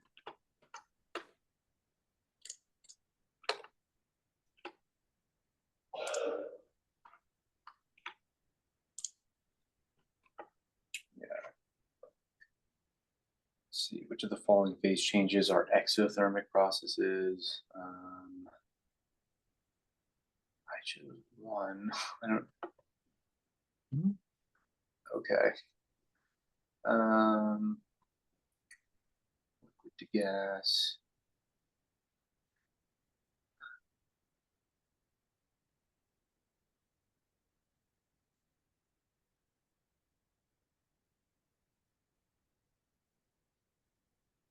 Yeah, I guess from liquid to solid, you're going from.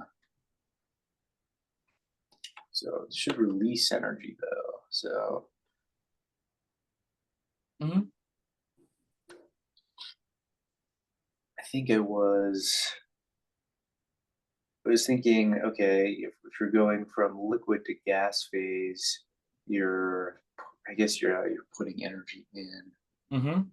So I was just thinking of I don't know, the energy that's being released as you're going from a liquid to gas phase, Mhm. as being greater than the energy, I don't know, released when you're going from liquid to solid. It could be a little like confusing because like exothermic would feel hot, right? Yeah. Um, which would mean endothermic would feel cold. Hmm. So, but that's once it's already done. So I think it's better to think about it like before it's done, right? So like Yeah. to go from liquid to gas, what must you do? Must you add? You have to add heat or energy. Yep. So Yeah. that would make it thermic, right? Endothermic. Yeah. So Yeah. I don't think I was thinking about that. I think this is probably another one that I didn't spend a whole lot of time on.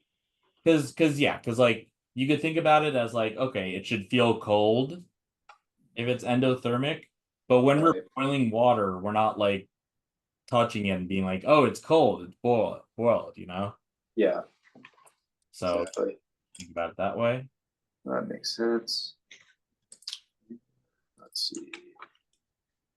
When 0.2 moles of hydrofluoric acid are added 100 milliliters of water, the resulting solution has a pH equal to 4. What is the percent dissociation of HF? Okay. So this is a dissociation problem. Mm-hmm. I always don't remember them. So let's see. You have hydrofluoric acid, HF, Mm-hmm. solution, So whenever you're given F minus H. moles and volume, what can you find immediately if you need it? Molarity. Uh-huh. Yeah. And if you get a pH, what can you find immediately? Get a pKa, Um, or I guess you can also get a POH. You can get well, what's the most direct thing you can get? from pH.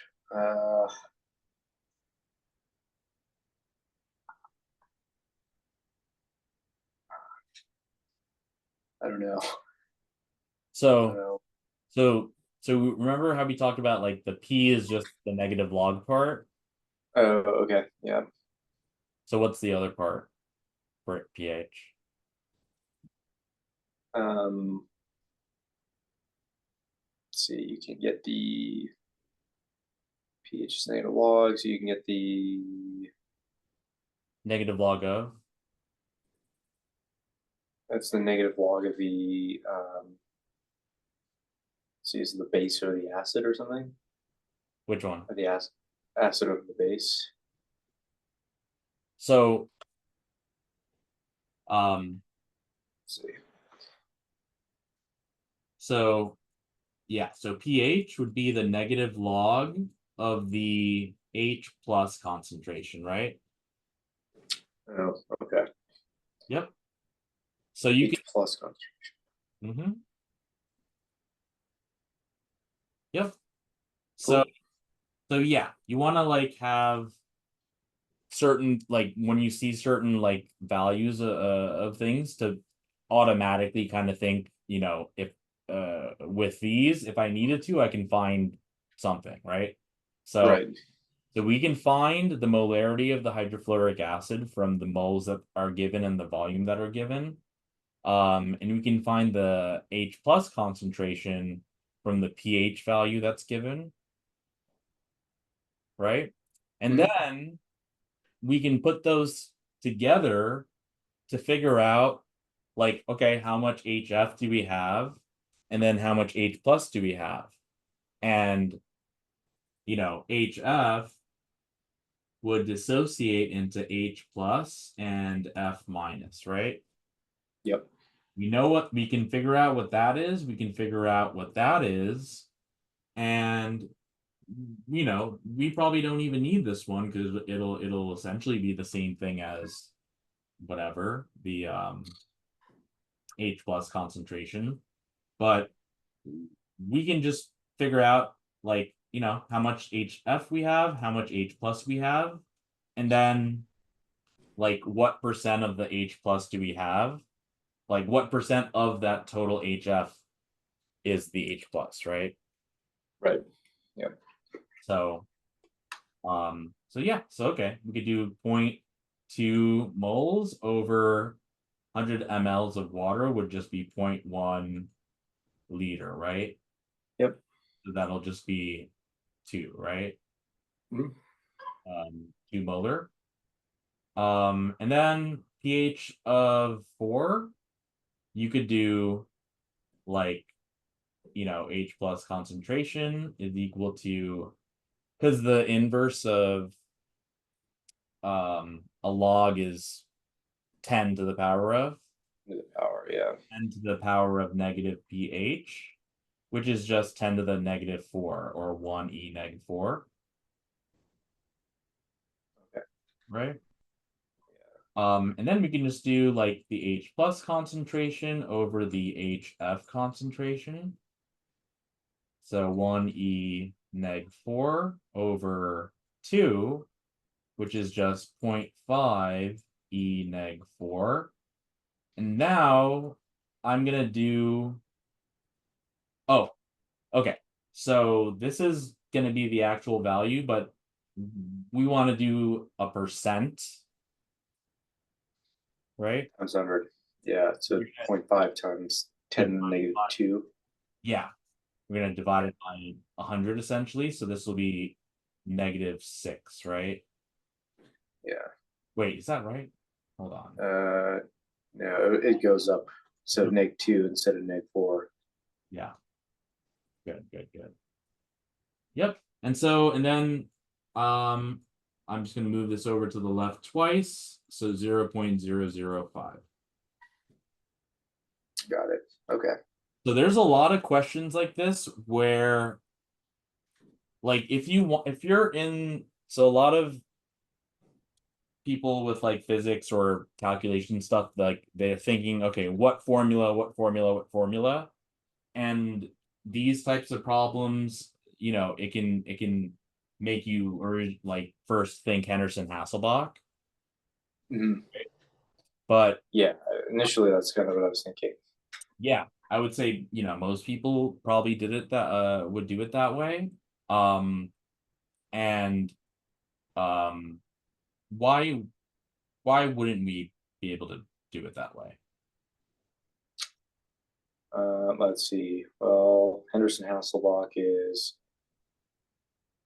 uh, pH minus or pH is equal to pKa minus log of Mhm. the base or the acid, right? So we don't have a base, The conjugate base. right? So that would just be like the F minus in this. F minus, yeah. So I guess you could find it, but Well, what don't we have? moles of conjugate acid or conjugate base. That would be kind of like just the same as the amount of H plus.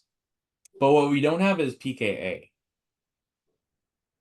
Oh, did you use Right. fine? Oh yeah, because we don't have. Yeah, I guess. Yeah, I guess not. So when do you for pKa, in which cases can you find it? So is it only when you have like a pH? So a lot of times, like this question here is really asking us to find kind of like the pKa or the Ka.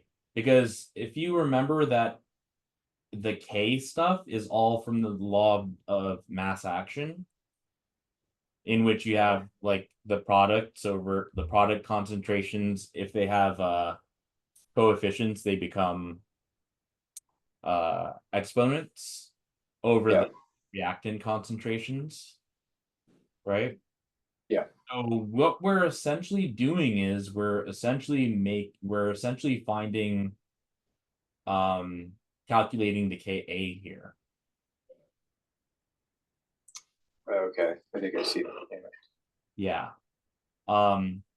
And like, yeah, it's like the ice table, but I honestly haven't seen like any like ice table problem that has like that, X change.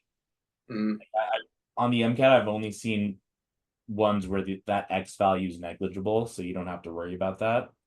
okay. So, but there's a good number of problems that I've seen that um that may seem like a Henderson-Hasselbalch question, but usually could, You're not given like a pKa or something, yeah, or that could be solved like this over here. I have some saved that I'll like kind of send you okay. practice. Yeah, that would be great because I think I get these kind of trip me up sometimes. Just don't think I've seen them enough. Yep. Uh, Yeah. okay. Yep. And Yeah, and we let's see talked about here. acid's really weak, and we see that it's 0.005% dissociated. I mean, if it's a strong acid, it should be 100% dissociated, right? Right. Yep. Yeah. And then yeah, this could be the last one that we do. So what can we, yeah, so were you just like kind of like drawing them out? Like how would you, yeah. Yeah, so N-pentane is a straight chain hydrocarbon with a molecular C5H12. How many additional structural isomers can be constructed using the molecular formula? Actually, I kind of forgot how to solve this at all. Um, So structural isomers just being, same formula, different connectivity, right? Mm-hmm. Okay, so I think I drew out, and you like basically the 3 carbons. Yeah, I think you probably looked at these, kind of, maybe. Yeah, 3 carbons in between can be changed, Mm-hmm. and how many different ways. So I was thinking, well, basically 2 ways per carbon. So the hydrogens can be flipped around either in or out Yeah, I of think the page. maybe like how many stereoisomers? Like if this was like that, like for these three, Right. Yeah. um, which would mean like let's say these three are chiral, it would be 2 to the n being 3 for the stereoisomers, right? Right. Yeah. But we're dealing with structural isomers here, so it won't be something like this. We're not going to have any chiral carbons, so we can't have like, the wedges and stuff. So Oh, I see. yeah. So I would still start it the same way. I would draw the straight chain, whatever n pentane. And then I would look, since we're looking for structural isomers for different, we're looking for different bond connectivity. So so everything here is like, I mean, the ends are whatever. Primary, the ones in the 3 in the middle are like secondary, like they're bound to 2 other things. So I would just I would take one from the 3 and then put it on one of the ones that we already have to create a tertiary one. So I'm going to get rid of this one at the end to get this, and then I'm going to put it here. So now I have a tertiary one here, right? Oh, okay. So you just let's see. What is I forget. I remember there was like a specific process of figuring these out, with figuring out the different structural isomers. Um, is it because what you're doing here is you're taking the carbon that was, you're taking the carbon that was at the end, you're just attaching it over to the you're attaching it over there. But what was the reasoning for that? So yeah, so we have basically, so the ones at the ends are like primary carbons because they're bound to just one other carbon. And then the ones in the middle are secondary because like, so this one is bound to this and this, right? Yep. So those are secondary. So what I can do is I can get this one out from here and then put it here to turn this secondary carbon into a tertiary one, like here. Okay. Do you see how? So Yeah, here, I see that. Yeah, I can see now that. down to 3 things. And then I'm going to do that again because I can do it again. So now I have this primary one, which I'm going to get rid of and put here. So this would give me that, which is Got it. so like primary, primary, secondary, secondary, secondary, and then primary, primary, primary, secondary, tertiary, and then primary, primary, primary, primary, quaternary. Okay. Yeah. Was there a formula for this where you can figure out how many structural isomers based on the number of carbons? Yeah, not that I'm aware of. I mean, like the one with stereoisomers, that has that formula with 2 to the n, Okay, got it. right? Yeah. Like that would be like if, this had the wedges, Yeah. right? And so so if it had wedges, it would have to be a chiral carbon, which would also mean that it would have to be bound to 4 different Four things. different groups. Yeah. And so, Okay. and so it could be like black wedge here, white wedge here, or it could be white wedge here, black wedge here. So at each chiral center, we can have 2 combinations.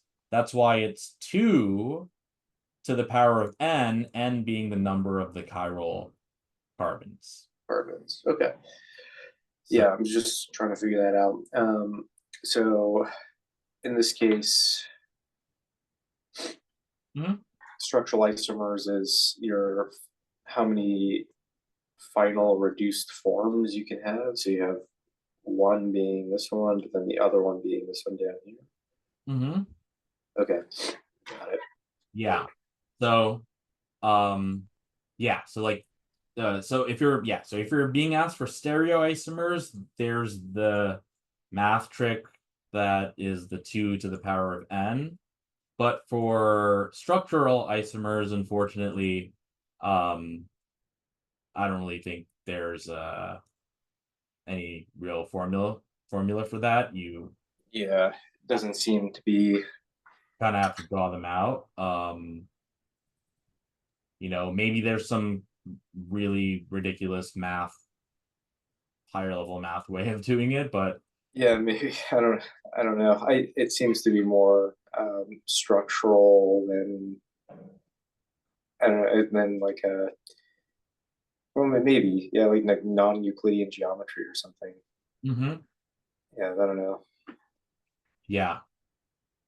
So, yep. So that's how you do. Yeah. So that's how you do that. Sweet. Okay. So yeah. So I would say takeaways from today. I mean, certain things certain constants you have to know, like that 22.4 liter thing. The know that the equivalence point is when you have the same amount of moles of the analyte and the titrant. Know that 1 ATM is 760 torr or 760 millimeters of mercury or 101 point something or just 100 kilopascals. Know all of that stuff. So that's like the knowledge stuff. For the math stuff, see if you can figure stuff out like qualitatively, because a lot of times so far today I think we just had one. We went through a bunch of calculation problems, but we really only had to do the calculation for that one problem that was like about the answer was like 9.3. It was the hydrofluoric acid. No, it was the hydrofluoric acid one was also some math that we did, and then there was another one with pKa being like 9.3. Yeah, that one. Yeah, I could see that we needed to do that. No, yeah, sorry. The 9.3 one was we used qualitative means, but most of the math that we did today was through qualitative means. So I just want you to see that that you don't always have to crunch the numbers. A good example is like the partial pressure one, where it's going to be, you find the bounds and the answer will be within certain bounds. Yeah, I think mostly if I understand generally how like what I need to do, like even though you can solve it like qualitatively, there has to be like something to compare it to, like some kind of equation that you're looking for, and then you'd be like, oh, okay, I know the relationships between the different variables, and I can kind of estimate. I think at least for the hydrofluoric acid one, I completely forgot how to really set it up. So I just couldn't even, I wasn't sure. Yeah. I'll send you some questions similar to that. Because that's an example of a question where if you have the mindset of what formula do I use, it's gonna lead you down The wrong path. and stuff, which may not be the best, but knowing the K stuff is from the law of mass action, that will help. And then for the timing, we really want to dial that in. Yeah, that's something really scary. It keeps me up at night. Damn, yeah. Yeah. So it's coming up. My test is on the 26th. So I mean, that's one of the things where like I'm in the exam and just like I know that like I need to get through these questions so that I can see more and potentially and have like a higher potential to get, you know, some right. I don't know. Just I need to dial in my timing. Have you ever tried like maybe doing like the discretes first or anything like that? I haven't tried that yet, no. But yeah, that's not a bad idea because I mean, I feel like your highest potential for getting through, at least getting some right, are the discretes because they're relatively. But it could also work the opposite way because those usually are like calculation problems, at least for CP.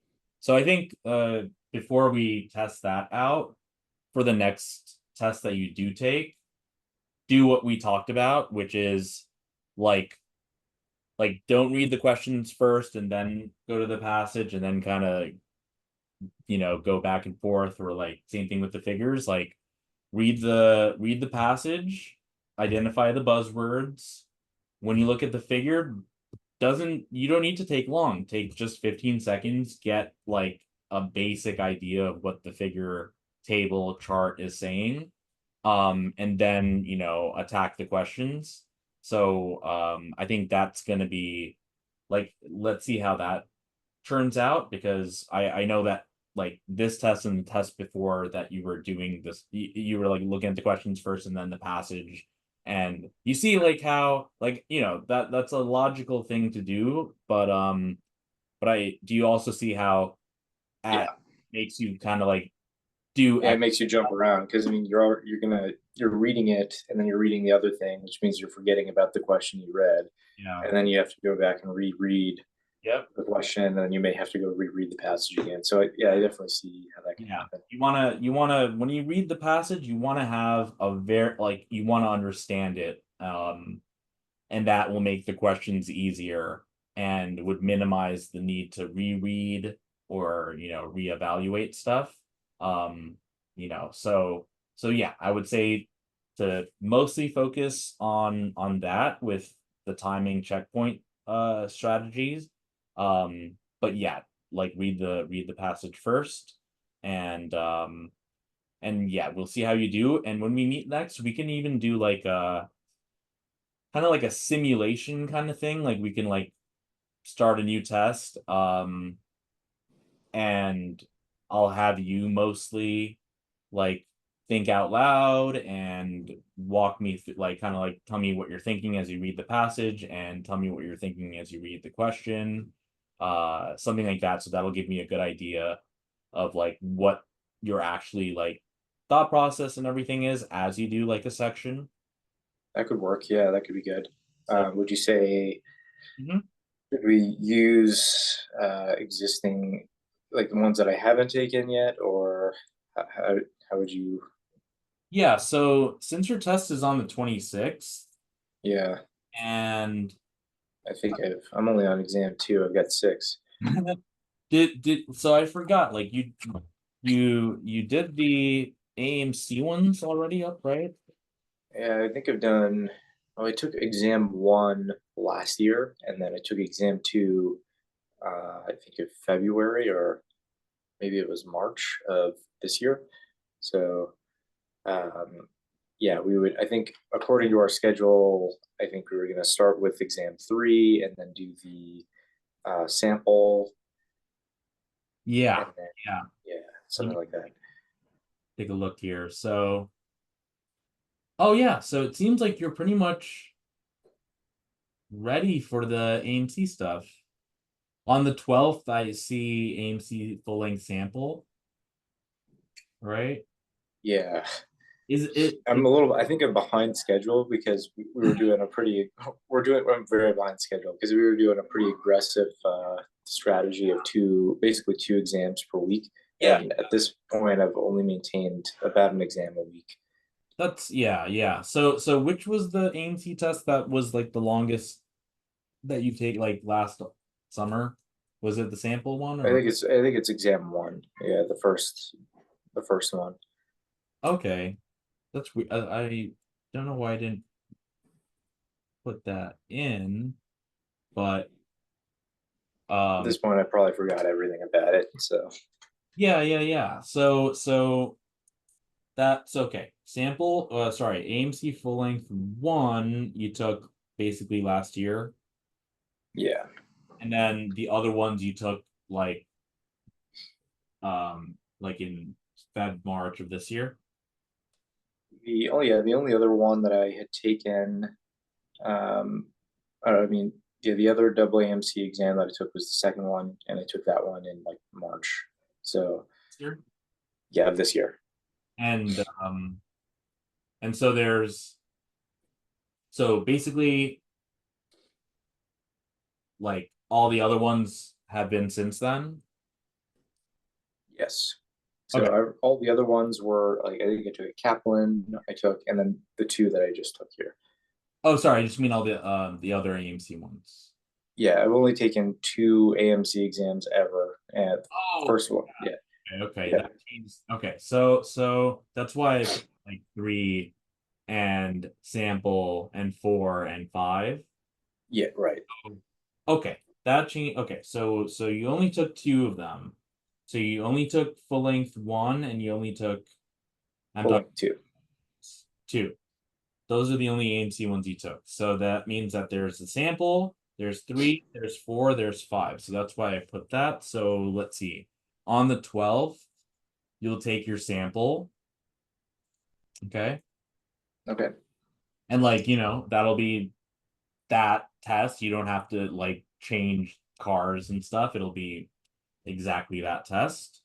So that'll be on this Friday. And then we have, the Friday after that. And you can take 3, 4, or 5. Let's have you take 3. And that'll be like the one that you take a week before your actual exam. So, if you feel like you can do 2 in a week, go for it. But I don't want you to like get burnt out either. Yeah. So at this point, do you think like it's useful to go over them and try to learn from them, or is it just take as many as you can so you just get as many questions in? Because I've been struggling with like okay, so I took it. I want to make sure that I understand what I missed so that I can learn and then not miss it again. Yeah. Um, Yeah, no, I think the yeah, don't like try to get them all done and stuff because I mean, I don't want to like put into your head like the idea of retaking, but if that becomes a thing, then at least you'll still have some AMC tests that you still can do. mm, But I don't think like rushing through them would be the best. I would say take the sample in 2 days, and then next Friday take either 3, 4, or 5, any of them. okay. And we'll obviously meet, after each of these. But yeah, try all of those. Yeah, try like that timing. Like I think the timing thing is the biggest thing for you. Um, because Yeah. yeah, so let's let's dial everything in. So making sure that And if need be, like I don't know, by Mhm. do you think it would be prudent to even push it out even further from the 26th? If you could, yeah, if you Yeah, if you're up to do that, then that would be great. Yeah, I guess, I mean, application doesn't start till next May anyway, so Yeah, yeah. I don't like, I'd rather get this done right the first time than have to, even consider retaking. Yeah. So, I mean, at this point, highest I've scored on these blueprint ones is 497. So, uh, yeah, So I want to. what so if you push it back to the latest time possible, which would be in September, we can have you do every AMC test as well as probably like, I mean, I can put it into the schedule, but you'll probably be able to do like, well, okay. What do you think like September would be decent time? I think so. Yeah, because that's the last time. That's like the last available time you can take it, right? Yeah. That's like Could when, be.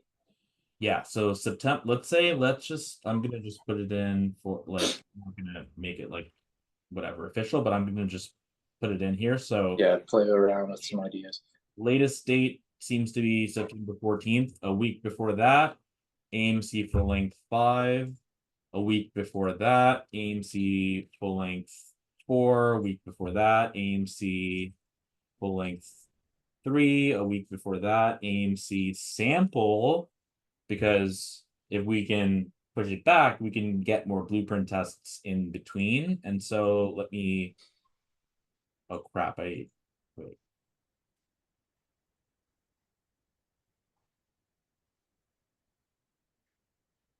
Oh, I completely like messed up the placement of, okay, so let me see. Sample, and then let me see. All right, stop sharing so you can share your screen if you want. So the blueprint full length 2 that you just did was when? The 6th. Okay. So let's say, I'm just gonna put it for Fridays. I mean, it could be Saturdays, it's fine. So blueprint full length 3 on the 12th, blueprint full length 4 on the 19th, blueprint full length 5 on the 26th, August 2nd, blueprint full length 6. The 9th, blueprint full length 7, and then the week. So yeah, let me share. You can see what I'm sharing, right? Can you see it? Yep, I can see it.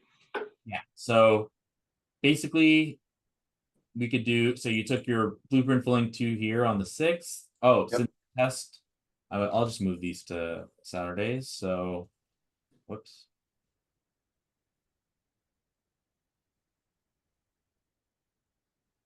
So this Saturday, blueprint full length 3. The next one, full length, oh, blueprint full length 4. Then 5. Then August, so then 6. Then 7. Then AMC sample, AMC full length 3, AMC full length 4, AMC full length 5, and then MCAT if it's on September 14th. Okay. So basically, like so basically we want to aim to absolutely like we want to get all the AMC tests, and that'll be after the blueprint test. So anytime that we have extra, we'll be getting in more blueprint tests. So this means Sweet. that you'll be able to, so if you're able to push it back to like September 14th, then we can do this. I mean, if you can't, and you can push it back sometime in August or whatever, we'll just reduce the number of the blueprint tests, but Blueprints. keep the AMC ones the same. Yeah. Sweet. Yeah, and I think I only have 6 blueprint tests, so there would be a 7th there. Okay. Yeah. But yeah, There could be probably like, like LTS probably has like a free one. Okay, yeah, I think also Jack Weston just came out with their own. Yeah, yeah, I noticed that too. I haven't taken a look at it yet though, but yeah, something like that, or like Jack Weston free or something. Yeah. Sweet. And then all the AMC stuff. So I think that would be, yeah, that would put you in the best position. Okay, awesome. Yeah. Yep. So yeah, definitely timing, and I'll see what I can do about the date, and I'll email you before our next meeting. You want to try? Let's shoot for next Friday if we can. Are you able to do that? To meet, you're saying? Yeah. Yeah. Do you want to?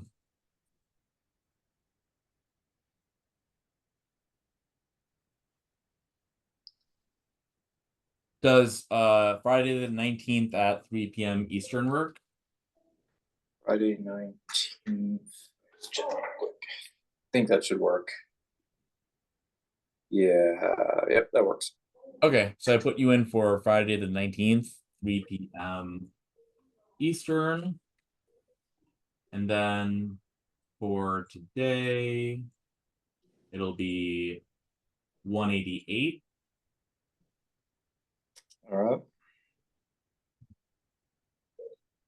Yeah, and see if you can, get that, like, change that MCAT date, like, ASAP, because, there's likely going to be, like, a waiting A lot list, of people. Yeah. a lot of stuff like that. Sounds good. Alrighty.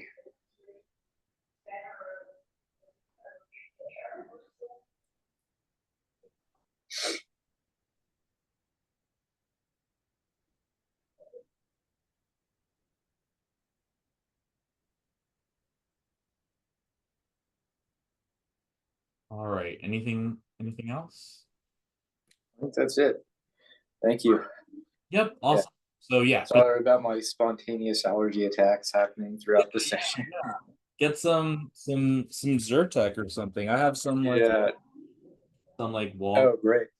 Walgreens brand. Yeah, yeah. It doesn't happen to me like that frequently, but for whatever reason today, I think I had some caffeine, so that was also causing some of that. But yeah, for whatever reason, like the pollen and that kind of stuff. yeah. Yeah, got it. All right, just sent it over to you. All right. You have a good one.